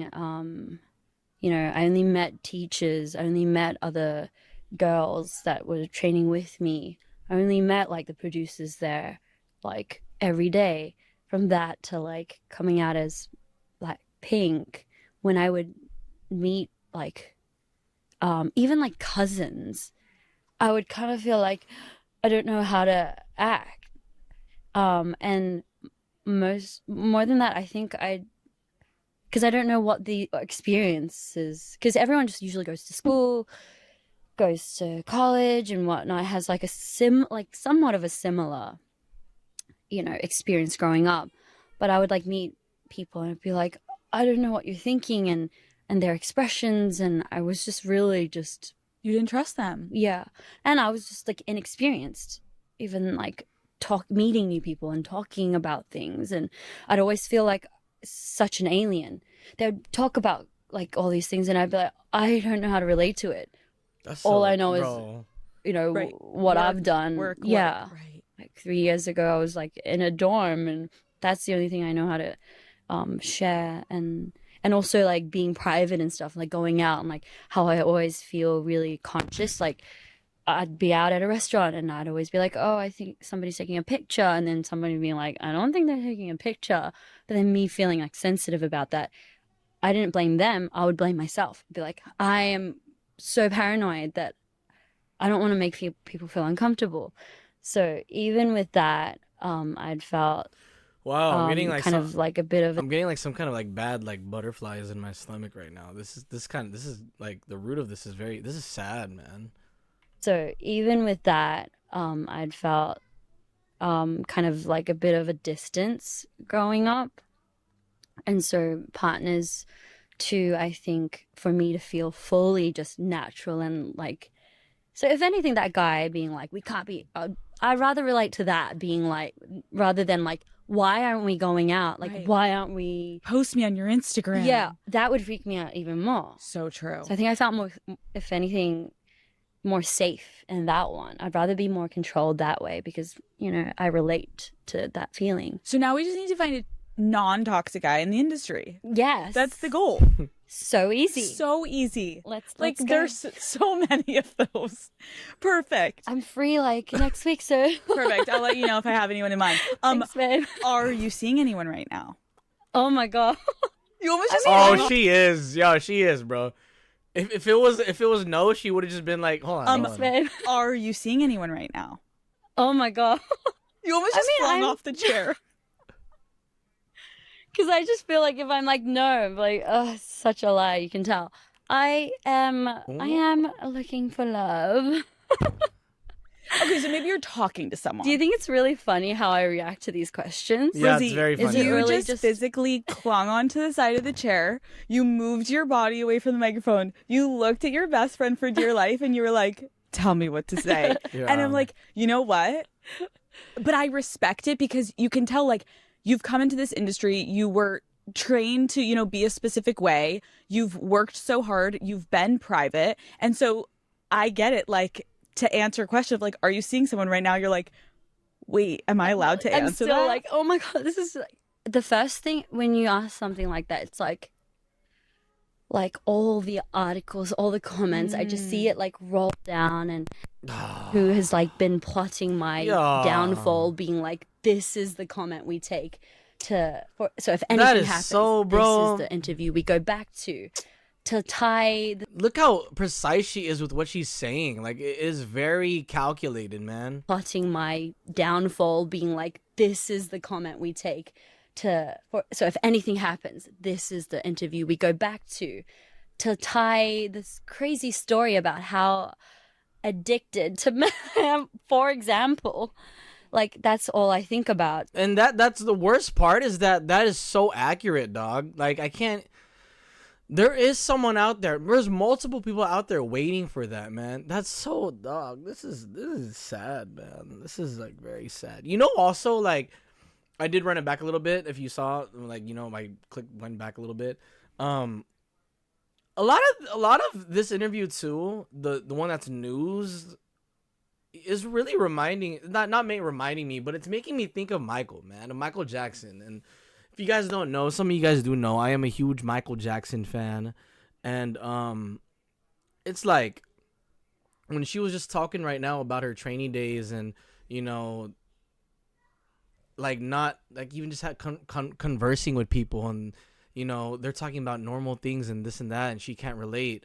You know, I thought about immediately in my head when I was watching that, I was thinking about Michael and how, you know, he was not able to live a normal life. You know, he was never a trainee, but hell, his dad made him and his brothers rehearse every night and day. And just everything about going out in public, you know, Michael couldn't do that. He had to go in disguise to go in public. And it's just like, it's just sad, man. It is so sad, dude. Like, it's so deep, you know what I'm saying? It's something, it's a luxury that you and I have, you know, watching this. You know, we can go out in public, we can do anything. You know, we could go to the grocery store, we can go to the park, we can, you know, go get food outside, we can eat down at a fast, you know, or eat down, we could sit down and eat at a fast food restaurant if we want to, at any restaurant. We can do these things that they can't. And, you know, there's also a certain way they need to go about it, or else social media is gonna come at them, you know, saying upside down things, you know, saying, like, it's just sad, man. It's sad. And like, hearing Rosie talk about it with such accuracy, like having it down to the T on what someone would do or say the moment Rosie says, I am seeing someone. It's sad, bro. Like, it's sad, dog. Go back to tie this crazy story about how they stretch it like a to yoga stretch. You know, for they're example, pulling. You know what I'm saying? Like, that's all I think about. So I would love to just be like, yes or no. Like, She but can't, though. being like, is this going to define who I am? How sad. How sad of a reality is that? That makes me sad. It makes me sad for like... We interrupt our program to bring you this important message. I apologize for that. I'm so sorry. I didn't mean it. I just wanted to say, if you want to stay up to date with my journey into K-pop, don't forget to hit that subscribe button. If you like this content, if you like this video so far, I like this one. smash that thumbs up. Even if you don't like it so far and feel like you're not gonna like it by the end of it, hit that dislike button as well. But whether you liked or didn't like this video, click that notification bell. That way you can stay up to date with the next time we upload or do anything on this channel. Aside from that, I just want to say I appreciate you all. Much love and enjoy the rest of the video. I love the industry and how... Oh my god, stop. This is gross. Let me run that back a little bit. Hold on, because I think I'm getting like an incoming... Alright, we're back. How sad of a reality is that? That makes me sad. It makes me sad. Bro, for, if like, she's gonna cry, I'm gonna cry, dog. The industry and how... Oh my god, stop. This is gross. No. Dude, are you serious? Rosie, don't cry. She's gonna make me cry. I'm literally about to cry right now because she's crying. Cause bro, I just went on a rant, bro, talking about I just want to I just went on a rant right now talking about how sad this is, man. Like, this is so sad, dog. Like, it's not right. It's not right for these idols to have to go through this. It's not right for any celebrity to have to go through this. It just, you know, we could joke around about this ain't clocking to you, you know. We can joke around about Justin Bieber in that moment, but that's sad, bro. That's a sad moment for the Biebs, man. And, you know, it goes as far as like Biebercella, you know, the way he did his performance, bro. It was in a way to heal him, and it's like people like Rosie, Justin Bieber, Michael Jackson, they're in the industry for so long, you know, and it's like they're missing so much of their lives. And it's like they get to, you know, where they're at now, you know, like Rosie and Bieber, you know, they're, you know, late 20s, early 30s, and they still can't enjoy life like the way normal people can. Like, you know, let's say you and I, god damn, bro. That's sad, bro. I'm really sad because it's like, oh my gosh, no. I feel like it's just like a normal thing. Just because I was from a K-pop group doesn't mean I am a different type of human being. No, she's not, bro. We're all born with legs and arms and emotions and everything, like the desire to love, the desire to feel, man. Like, everyone is born with that, and it's just like, damn, that's sad, bro. You know, everyone's human, and I feel like just how certain things, like, I have to, not because it's me, but a lot of other people too have to like think about that, and me being a girl and what that means to me. How will people try to use my comments to create something? And it's not like I'm saying the craziest thing right now. No, she's not. Am I saying like I killed someone? No. No, I'm just asking if you're seeing someone, right? Not even if you have a boyfriend. Like, do you have... And it goes back to just Alex asking if she's seeing someone.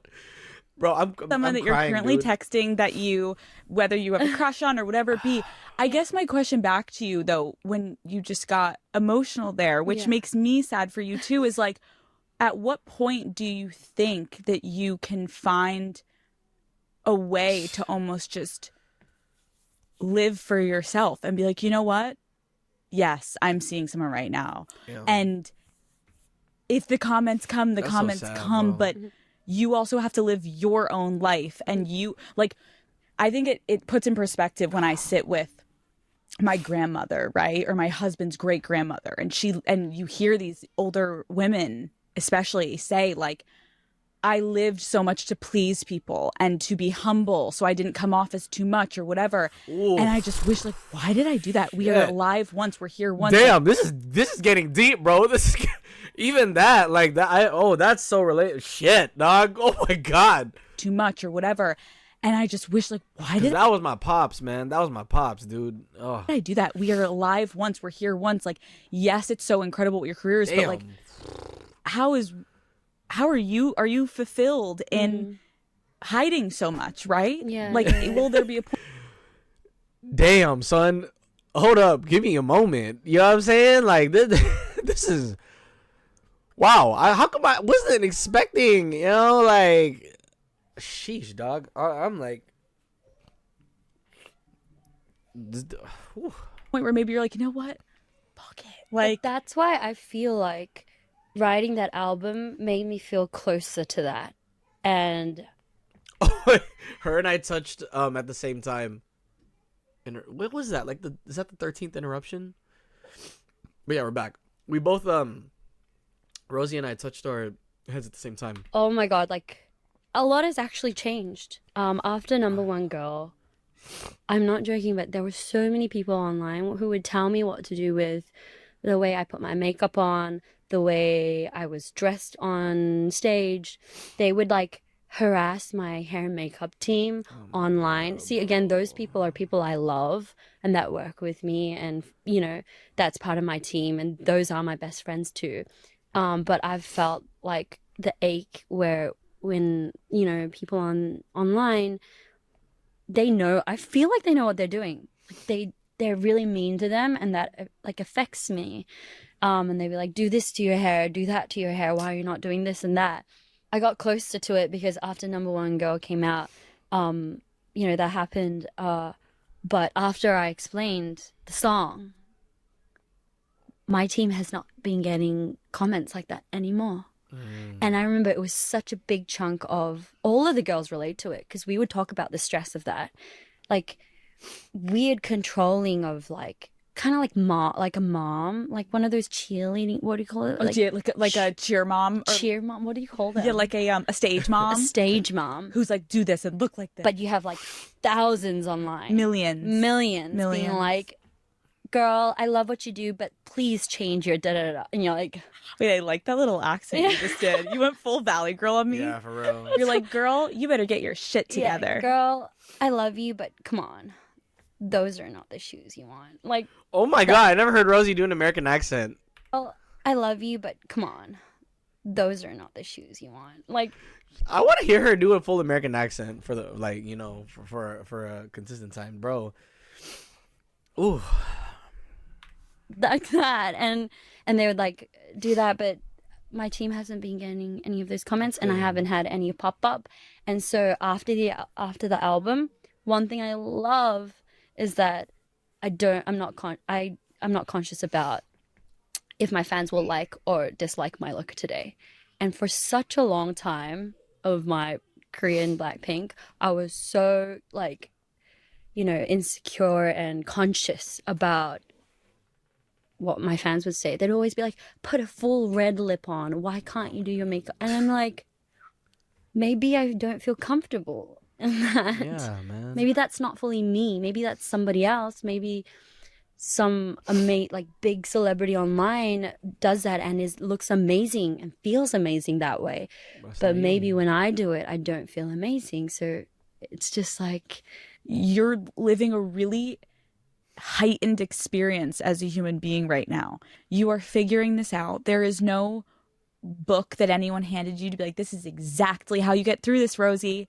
When I go back to your comment about freedom is being anonymous, what you're really just saying is freedom is people not being able to dictate if how you feel comfortable to acknowledge that you're in a relationship or not, or if you are having a bad day or not. Yes. But I love, though, that one thing that you learned through this album is that actually being vulnerable and honest gave insight to people and allowed them to be like, oh, I'm not going to make that comment again.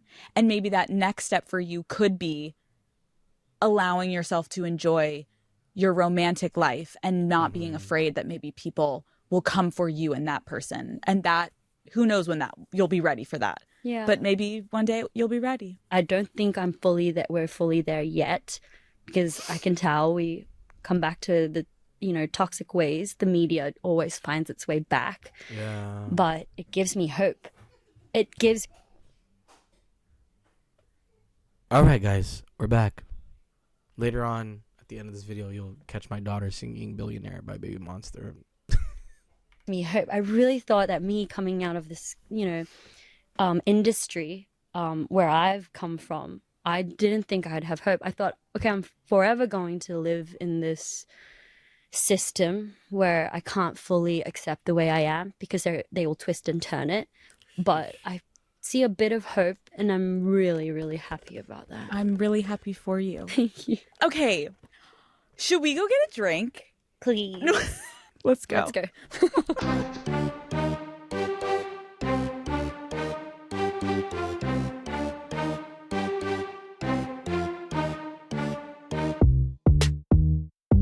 Oh, karaoke.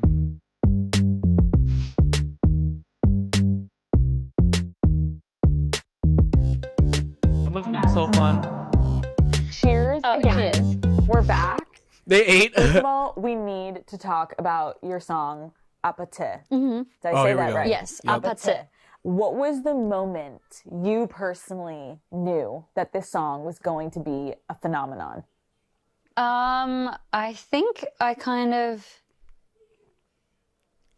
slowly, I slowly warmed up to it because when we first created it, I went home and I listened to it all night till like I had it on repeat. Right. And it's quite a crazy song to have on repeat. Yes. I slept to it, You slept to it? Yeah, I It just kept playing? Yeah. Oh my God, you're a psychopath. You're Right? like, again. Right? And then Rosie. in the morning, I had my producers and songwriters delete it off of their phones. I read this somewhere. Okay, yeah. And I still, to this day, don't quite know what it was that made me do that. I don't know if it was fear or something, or did I feel like it was big, or did I feel a bit scared of it? I'm not sure. But I feel like, I'm just guessing, but I feel like it might have had something to do with the fact that it's so close to my culture. And I felt like it sounded big, but I wanted it to be right before people just had it on their phones, and so nothing got misinterpreted, or if you needed to fine tune anything, you had the ability and it didn't just get sent out. Yes, because it had a big part of my culture in it. But I'm not sure if I fully believed in it yet, because it was Excuse me.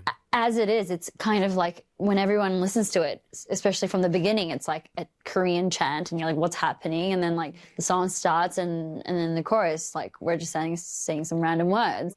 And so I wasn't sure, so I got rid of it. And then slowly I started bringing it out and playing it to people that I trusted and that I loved, and they really reacted to it. It's so funny because there are so many songs that has become the main songs, but every time I feel like it's something like that, I seem to hide it. And then I would play 10 songs. And then at the end I'd be like, oh, this is just rough. This is we were just messing around. You might not like it. And I'd play it. And that's usually the songs that people seem to love, which is weird. Okay, but do you think it's because in your heart it's so good, and then you're almost downplaying it to see if do I think it's just this good? Okay, maybe. And you're testing to see oh, this is just a little thing, and you're am I the only one that thinks this? And then you see the reaction, and you're I was right. Oh my God, I have something on my hands here. I need to be convinced by people. You know what's funny, guys? That's how I feel sometimes about Dreaming and Thinking, the song that you hear on my intro and on my outro. That was a very I wouldn't say experimental, but along those lines, very different than the genre I want to do my music in. And sometimes I tell people oh, this is the song that is it's different. I don't know how you're gonna feel about it, and that's the one that everyone's oh, I love it. So if you made it this far into this reaction video, please let me know, how do you feel about Dreaming and Thinking? The song, my intro, my outro. I've been dreaming, I've been thinking about your love. That one. So let me know how you feel about it. The whole full song isn't out yet, and it's not going to be out for a minute, but when it's out, you guys will know. Well, instead of me hyping it up first, I think I get scared of how I feel about it. So I don't want to hype it up, and I just want to see people's raw maybe you're right. You're literally my therapist. No. honestly. We're trying. We've been trying today. Wait, and can you clarify for anyone who maybe is not familiar with the Korean culture and appetite, like what is this chant and what does it mean and what is the significance? So it's just like, so when I turn 20, it's like a cultural thing where your friends who are already 20 or over 20 would like get you in a room and be like, today's the day you die from a hangover. And they will literally make you the craziest drink because, you know, you've just waited your whole life. And I even remember the day I turned 20, Blackpink got me and Lisa and I turned 20 the same year. As soon as the year turns, you know, like January 1st, you're allowed to drink. So everybody like gets together and we did that too. Us four were in the dorm and they were like, get ready, girls. It was the wildest night. And then like that's when we like played the drinking games and it literally has been a part of my like 20s living in Korea. Who else is on your list of dream people you could collaborate with? Anyone? Oh my gosh. Give me like 3. That's three way people. too hard. Okay, 2. You know what? I see Miley on the screen. I would die to have a collaboration with her. She is That'd iconic. be great. Literally a Vocalize? legend. That'd be I love her great. so much. You said that you met Taylor Swift, and when you met her, you wanted to ask her some questions. What advice did she give you? I was like, so that was when I was like trying to look for a label and everything, but before that, I was learning about, you know, how to protect myself. What does everything mean? What is it that I need? What is, even catered to myself. What is it that I want? And therefore, what do I need? I was navigating all that and, you know, I was really great. I'm grateful enough to have like met her along the way at a party that I was invited to and she was so nice, like, you know, as she is. And we were chatting and I explained why I was, you know, out in the US and then I was like, oh, I was kind of struggling with this. And she's like, ask me anything. And she like, you know, pulled me aside. She's like, ask me anything. She was like, you know, whenever you need anything, like ask me. And she was really, really, really helpful. When did you find out that you were Grammy nominated and what was your reaction? I remember I was in Korea. I had just gotten home. And then like I brushed my teeth, was in my like PJs, like fully. And then I look at the time and then I remember somebody from my team being like, oh, the nominations are coming out at 1 a.m. your time. And I don't think, because I've never really experienced this before. Now I know like to mark it in my calendar. It was kind of like, I'm like, oh, okay. So I go back into like the text and there was a link. And so like it was 12:50 a.m., 10 minutes away. And I was like, oh. And then I just like turned the TV on and put in the link. And then I was like, and then it started. And I'm like, okay. And then I get a FaceTime from like my team and my sister. And so, and then I'm like, okay. And then like a category comes out and I'm like, should we just group call? And we did like a group FaceTime. And then it just happened in like 5 minutes. And it was just like, oh my gosh, wait. I almost missed that, but did that just happen? And then it was done within like, it was done so quick. And I'm like, okay, I was gonna go to sleep, so I slept. I went to my bed, I slept. And then I woke up to like, you know, tons of messages from people that, you know, were so excited. And that's when it hit me. I was like, oh, wait, this is crazy. So exciting. I'm so excited for you. I think that we sing karaoke. Oh my God, her smile, look at Rosie. I think that. Oh my God, look at Rosie. Oh my God, she's so pretty. She deserves to just smile all the time. I wish one day, man, she'll feel, you know, she'll get to live life smiling every day, all the time, most of the day, and not have to deal with the stresses she deals with, and gets to go to Disneyland with her boyfriend. That'd be so great for her, man. We sing karaoke to close out this incredible day, and then after we sing karaoke, I think we go to Tokyo and I watch you do the real thing on stage. Ooh. What a crazy life. We sound really like, let's go to Japan. Let's just go to Japan. Call Her Daddy is brought to you by Tinder. Daddy Gang. I know meeting someone on a but to do just have pairs chat new feature, but you what they're up seeing like now you're double all the new abilities. Damn, this is a long thing for Tinder. We're going to Tokyo. Yeah, you filled up that bag. Oh, I miss Japan, dog.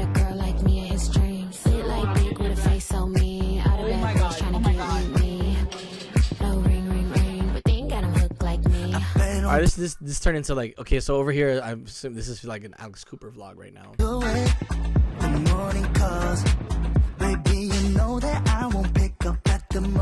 We are having a pre-concert drink in the lobby. This has been the most incredible day. I'm so happy that we got to experience Korea and Japan, and now we're just getting ready to go see our girl do her thing. What she did, a post-concert? Wow. 아니 같이 와가지고 그냥 정했어. Okay, 3, 2, 1, action. Cheers, we're back. We're in Tokyo, we made it. Yay. Cheers. Cheers. She looks so beautiful. Okay, I have a gift for you. Bring him in. What? Bring him in. What? These are so extra. Oh, this is probably pre-concert. So extra. Oh my god, thank you so much. You deserve that, keep them the whole time, but I got these for you because I was my like, god, they smell so good. You just put on a 3-hour performance, Oh, and I it's just post. sat there screaming and Wow, cheering. I was like, I post-concert. need to Oh bring my you gosh. something. Aw, You were amazing tonight. You're so sweet. Okay, Thank I'm gonna you. put these in your room. Thank you. Someone put these in her room. No, may I have this? Like, I'll just keep it here. Yeah, you put it there. Thank Okay, you. of course. Did you have fun? I had so much fun. Yeah. I showed up as a fan. I was with all the people. I was looking around. I was like nervous for you because now I'm like so invested in your journey. I'm like, oh my god, I hope she does perfect. And then you got out there and I was like, oh, she's a full professional. Did you feel like a stage mom at all? Me being like, Rosie, hit your cue, and then also you being like, your dance moves. I'm watching you. I'm like, she hit it. Yes, boom, boom. That's so funny. It was so fun seeing you up there. How did you feel? I felt really good. It's been like 2 months since we've been on a break. Right. So I completely forgot that like version of me like completely. So yesterday was the first show. So today was a bit better. It was wild to watch Blackpink, and then it's so cool that you each have your solo moments.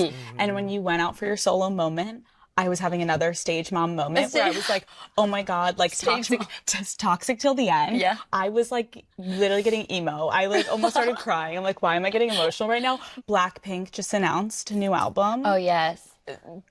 Casual.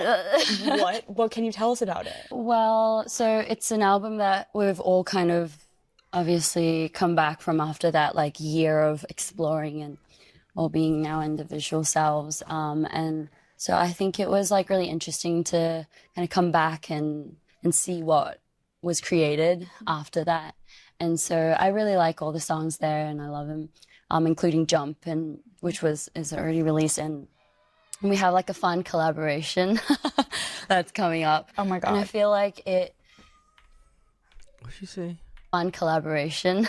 What fun collaboration are you talking about? Which is already released, and we have like a fun collaboration that's coming up. Oh my. What fun collaboration, dog? Is it that EJ wrote Champion? Because hey, I'm reacting to this after Deadline came out, so you have some explaining to do, Rosie. What fun collaboration are we talking about here? Because, or is she like giving us anti-humor because Deadline doesn't feel like Blackpink? It feels like Jisoo, Jennie, Rosie, and Lisa collabed on an album together. Is that like some kind of like anti-joke? Because it's like four solo artists collabing on an album? Or like, are you referring to the fact that EJ wrote Champion as the collab? Or is there like some kind of collab that isn't out yet? You know what I mean? Hold on. Okay, we're back. Hopefully. Coming up. Oh my god. And I feel like it's like, so I played it for like a bunch of my team and my friends, and they all were like it feels like Jump, but it's like so different. And they just say it sounds so different from anything else we've done, and I feel the same. And I feel like a lot of the collaboration is the reason like why that probably sounds that way. Okay, she must be talking about Go or something, and like the producer. She must be talking about one of the songs. It's not an artist collab. It has to be like a production collab or a songwriting collab. Definitely. This has nothing. No, okay. All right. It's all good. She sold it. The way she first said it, she sold it like it was an artist collab. And I was like, what are you talking about? Where is this collab? But, Go, Me and My, Champion, Fuckboy. Fuckboy, I would say, is not something that sounds different. It's very, something that sounds Blackpink to me. Go is definitely different. Go is definitely different. I mean, she must be talking about Go. Way, and I feel like it's very new, and visually too. I don't think we've actually used as that much like CGI. Yeah, before. she's talking about Go. She's talking about Go, bro. She's talking about Go. So excited. Yeah, it's like a big like funky mixture of like all these things, but for some reason it works, and I'm really excited. It does work. I love to Go. see that, and yeah. Oh my God, I'm so excited now. I feel like I've been on this journey with you, and again, to see Blackpink and then you have your solo moment. Do you think you would ever tour solo? Oh, yes, that's been a big subject amongst obviously like my fans. Like they are definitely dying for me to be on tour, and I am too. But that's a lot of. I've always just thought like logistics. I want to be able to create a real like solid world to present to everyone. I didn't want to feel rushed because that first solo album, like damn, that's crazy. What the hell? I was just gonna say something along the lines of like, I feel like personally a tour on Rosie is not enough. You know what I mean? I feel like she not necessarily needs more catalog, but needs more. Yeah, I guess would need more catalog, more discography to have it so to where the set list doesn't feel too like focused on one emotion. You know what I'm saying? The more albums she has or the more discography, then her like a set list for a tour would be able to branch out to different types of emotion that we could feel at the concert. So if that's what she's gonna say, then that's what I just said right now. So like the whole thing was just like a learning curve, and I needed that time to really learn about the album. And so I feel like to create like a whole world on stage, I need more time to build on that, with extra songs as well, because right now I only have like 12, and I feel like I don't feel ready similar to what I said, kind of create a whole body of work. I was almost there yet. But I feel like it's slowly gonna kind of come closer once I feel like my second album or like more music comes out. Yeah. But yeah, I just want everyone to be patient, and just wanted to. Oh, we're patient. Because I feel like once I do start, I feel like I'd love it so much that I would want to do it for so long. So I don't want to ruin that experience. Do you love being on stage? I think I do, but I also don't love being on stage when I feel like I'm not fully it's not fully me. I see. So I understand that when it is fully me, I love it. Like I want to repeat it. Even like yesterday when we came back from the break, I was like, I love this. Like I can't believe this is coming to an end. This is so much fun, and I feel like for Blackpink, this is like the most defined like show we've put together. So that excites me. And so like even for my solo thing, like I can't wait for the day that like I kind of create this world that I'm obsessed with also, that I just like want to be on stage all the time, because that's euphoric for everyone. When you look at your future, a decade from now, 2 decades from now, what do you want for yourself in the future? What are your dreams? That's a good question. That's a big question.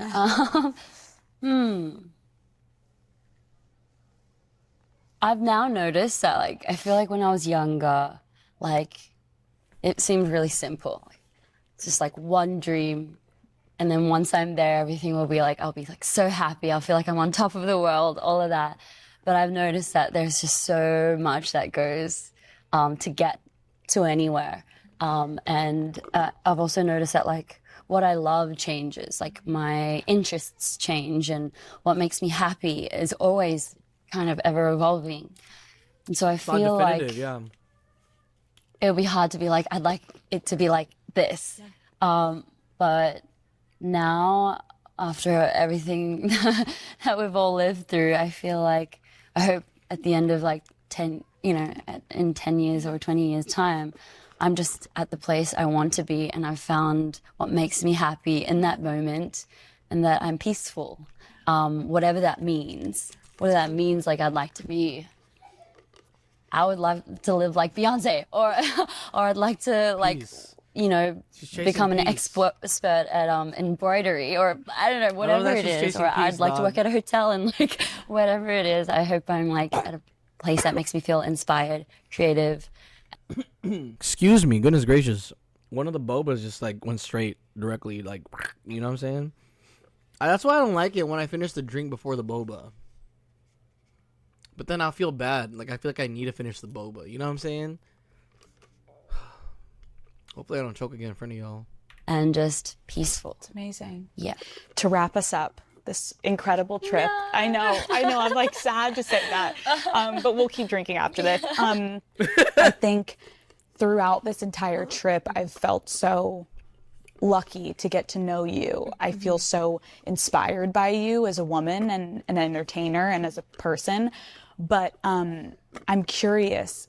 I know you don't do a lot of interviews. So one, how are you feeling about this whole experience with me and this conversation? Because you've opened up a lot. Like, how are you feeling as I'm going to leave soon? I'm, first of all, very sad. I'm almost like, is there a season 2 of this? Of our K-drama that we've created? You know what's funny? In the beginning, I said I feel like we're watching a movie, and it felt like it, you know? But I feel like, so after, like, the interviews we did in Korea, there were, like, these moments where I even went to my team and I was like, do you think everything I said was, I had, like, in the moment, I felt so comfortable, and I feel like you helped me really, like, open up and feel, like, human and, like, safe enough to share my thoughts. But even still, I noticed, like, once I went home, I was already asking my team, like, do you think anything, like, I said will kind of turn back on me again? Do you think any of, like, the people online will use these, like, information as bait to, like, you know, twist stories or whatnot? And I was already back in fear. And that's when I noticed, like, I remembered the conversations we had. And also my team listening to these conversations were like, no, remember, like, the conversations that you had with her? I think it should be okay. And it's a good thing what you're doing. And so, like, this whole experience I've had with you is like another learning experience. And yes, we'll go off and this will be online and we'll see what people say about it. But I think it's just it's like, you know, even still, I feel like I haven't opened up much, and I'm hoping that the next time we meet, I'll be even more comfortable. I'll feel even more safe out in the open. And yeah, so I feel like it's just like a lot of emotions have been coming through doing this with you, and it was so much fun. And it was an honor. You've given me so much confidence. You've given me confidence. Again, I feel like we have so much in common, and maybe we came together being like, I wonder if what will we bond over, and and I feel like I'm leaving being like, wow, I feel like I have so much to think about also, even just moving forward for me as an interviewer. You've really been it's been an enlightening couple days. So I appreciate your time, because I know how busy you are. I know you just got off stage after a 3-hour show. You've been at that stadium all day. Like, thank you for your time. And this is a treat to speak with you. Thank you. And I hope everyone watching this, you shouldn't have anxiety, because you have said nothing other than your own feelings and your thoughts about your own life. And so anyone watching, maybe just keep in mind that this is Rosie's life. And so to comment negatively or whatever it be, like, maybe think before you write anything negative, because I think you've really opened up in a beautiful way. And the way to continue to get more of you and you to share is for people to be receptive of your vulnerability. So I hope the next time we can just have fun talking about funny things, because, you know, the fact that we have to, like, go back down to, like, it sounds very depressing. Like, we really crying. Right? Part 2 is us. Having fun, saying whatever the fuck we want. I'm actually still not over me being like, so, Rosie, are you seeing anyone? You went like this. Yes. You flung off your chair. Your best friend's in the room being like, Rosie, get back on the chair. I know. She was like, but you know what? I think that's what's so fun is I've only interviewed a couple people in my career multiple times, and I know you're going to be one of them. Oh, really? I really do, because I feel like we're right if anything, at the beginning of this chapter for you. Like, this isn't the middle or the end. Like, I really feel like this is such a beginning of you and what we're going to continue to learn about you, and you're going to grow. And so I'm just honored that I got to meet you, and I will be here whenever that next album comes out, girl. And we will sit down and we will talk about the tea. We will dissect oh my God, wait, I already have like, what, 5 songs that like my friends, when they listen, they go like, Rosie? And I'm like, about it later. Stop. You can't tease me that. Okay, you'll tell me off camera. It'd be perfect for Call Her Daddy. Next episode, part 2. Yeah. Rosie, I'm so excited. Cheers. Cheers to that. Thank you for coming on Call Her Daddy. Cab? It was Cabernet? Thank you. Wow. This is great. This is great. I'm glad I finally did that one. Capped hour 44. And so, excuse me, goodness gracious, Mr. Boba. That was great. I can't believe I honestly, like, I know I say this a lot when like the videos come where I do like cry. I always say I didn't expect to cry, but this time, like, I really didn't expect it. Like, I knew it was a long interview. I knew it got very emotional and very personal and very vulnerable, but I don't know. Maybe I expected to tear, but not like as much as I did. You know what I mean?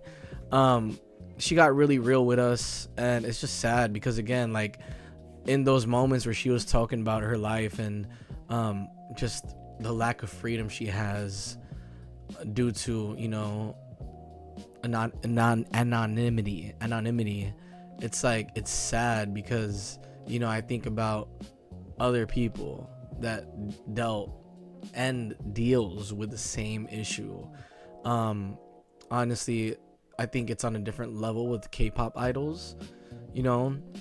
I mean, I'm not gonna sit here and compare like idols' struggles to other celebrities, but it is definitely a similar struggle, and it's just sad because, like, you hear how much she wants that normality, you know. You hear how much she wants that day at Disneyland with her boyfriend, or, you know, just being like, you know, PDA with her mans and line and whatnot, how much she just wants that freedom, but she don't.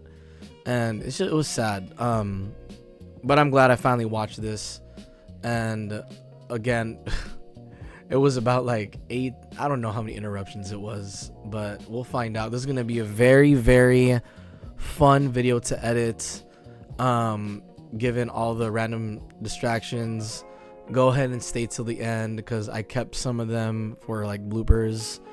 And before we get to the end, I'll go on the thing I said I was going to talk about in the beginning, and that's the fact that when it comes to what I react to, I notice I get a lot of comments, you know, and it's not from the majority, okay? It's from the minority of people on the channel, you know, just kind of being very, I wouldn't say controlling, trying to dictate what I react to. And the reality is that before, when I used to react, I used to do it as a content creator first, you know. So I would react, I would hold off on stuff so I can react to it. It's different now, you know. I'm a huge K-pop fan now. So there are a lot of times nowadays where a reason why you guys don't get some reactions is because I watch it on my own. Not purposely, I will admit. That part I will admit. I don't do it on purpose. It's always unintentional. And it's always like, it's right there, you know? And like, so if you guys been on my YouTube, TikTok, or my TikTok streams, you know that my YouTube videos autoplay if my mouse is hovering over the thumbnail. So sometimes I'm on my computer, my mouse is hovering over a thumbnail, it starts playing, and I just end up getting locked in. You know what I'm saying? So, you know, like Lisa, Bad Angel, you're never gonna get a reaction video to that because I reacted to that laying down on my bed on my phone. Literally, like, I forgot what social media platform I opened up, but it was like the first thing that popped up. And I clicked on it, and it was like, oh, it's a 2-minute video. What is this? And it ended up being Bad Angel. And I ended up watching the whole thing, and I was like, damn, well, I guess I'm not reacting to Bad Angel, you know. And that goes like with with a lot of things, you know, these things that number ones, you know, the very passionate number ones who get mad at me for not uploading Rosie reactions, like that goes for that, you know what I'm saying? A lot of things I've watched on my own, and that's because I am a fan first now, you know what I'm saying? And you know, that includes the Met Gala interviews from all members of Blackpink, you know, from Jennie and the other girl and her dress, and then Lisa explaining how the hands on her Met Gala dress is her hands. Jisoo, oh my, Rosie just yapping during her interview. Like, I watched all that, you know, on my own. I admit I watched the Rosie one first unintentionally because my mouse was hovering over the thumbnail, and then at that point I legit was like, well, I might as well watch the other the other ones, you know. So I did. That's why in an upcoming video I've said it, I forgot where, on Discord, and I said it on YouTube, that you guys were gonna get like a reaction to me listening to my reaction of Heavenly by Genevieve and Jiho, and that was me listening to the song and the music video and like this vlog of Jiho, like a 45-minute vlog of Jiho. I ended up listening to Heavenly on my own, and I watched the vlog on my own. I haven't seen the music video yet. That one I'm gonna do in a reaction video, but yeah, and it's because, again, I'm a fan first now. Like, sometimes I get carried away, you know, and I realize what I watched should have been something I did in a reaction. And I don't give you guys fake reactions either. So if I watch something, I'm not gonna rewatch it and fake a reaction, because we don't do fake reactions over here. We do first time reactions. So if I already watched something the first time, you guys are gonna miss a first time reaction. So yeah, that's on me. That is my fault. Yeah, that is my fault. If there's a reaction you guys want, and sometimes if you get it, I'll be honest with you guys and tell you if I watched it on my own or not. And I've been doing that, like on TikTok live streams. I'll tell you guys that I watched something. So yeah, I just want to let y'all know, because there is a lot of Rosie stuff that I've watched on my own. A lot. I'm being so serious. And yeah, as of right now, I don't think there's anything I watched without you guys in a reaction video. If anything, it's just like random edits or compilations. I know, not here on YouTube, but on TikTok, I watched the compilation of Blackpink when they tried to go stream on Instagram Live and it was a fail. I watched that one. So yeah, anyways, I was right what I said earlier. This is about a 2 hour and 57 minute recording right now. So it is I could stop this now because this is going to be very, very long to upload. I had maybe 15 to 18 interruptions from my kids. Yeah. And then, you know, I gotta do the normal editing of like my intro and outro and all that stuff. And then I don't know if I tell you guys this, but normally when I do, before I export my video ready for upload, I actually rewatch the whole thing, just to make sure, you know, everything is good and, you know, I know it's upload ready, you know. So this is gonna be, if I'm gonna rewatch, this is a 3 hour recording, you know what I'm saying? So it's gonna take a minute to edit.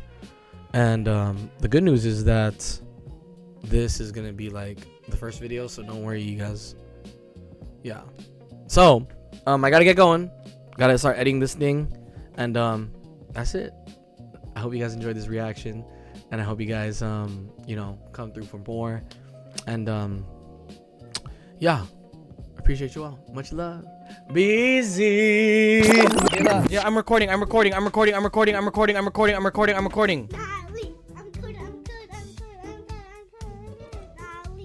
Oh my gosh.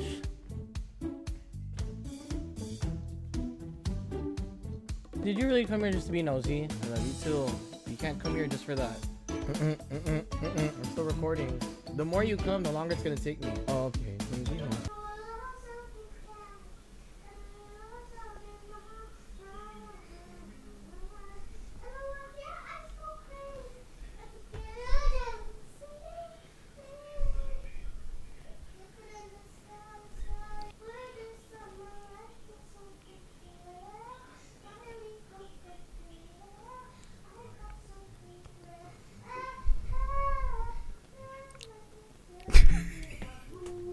Guys, hey! Come on, Jayla, come here now! Brush your teeth. Because the kids are screaming.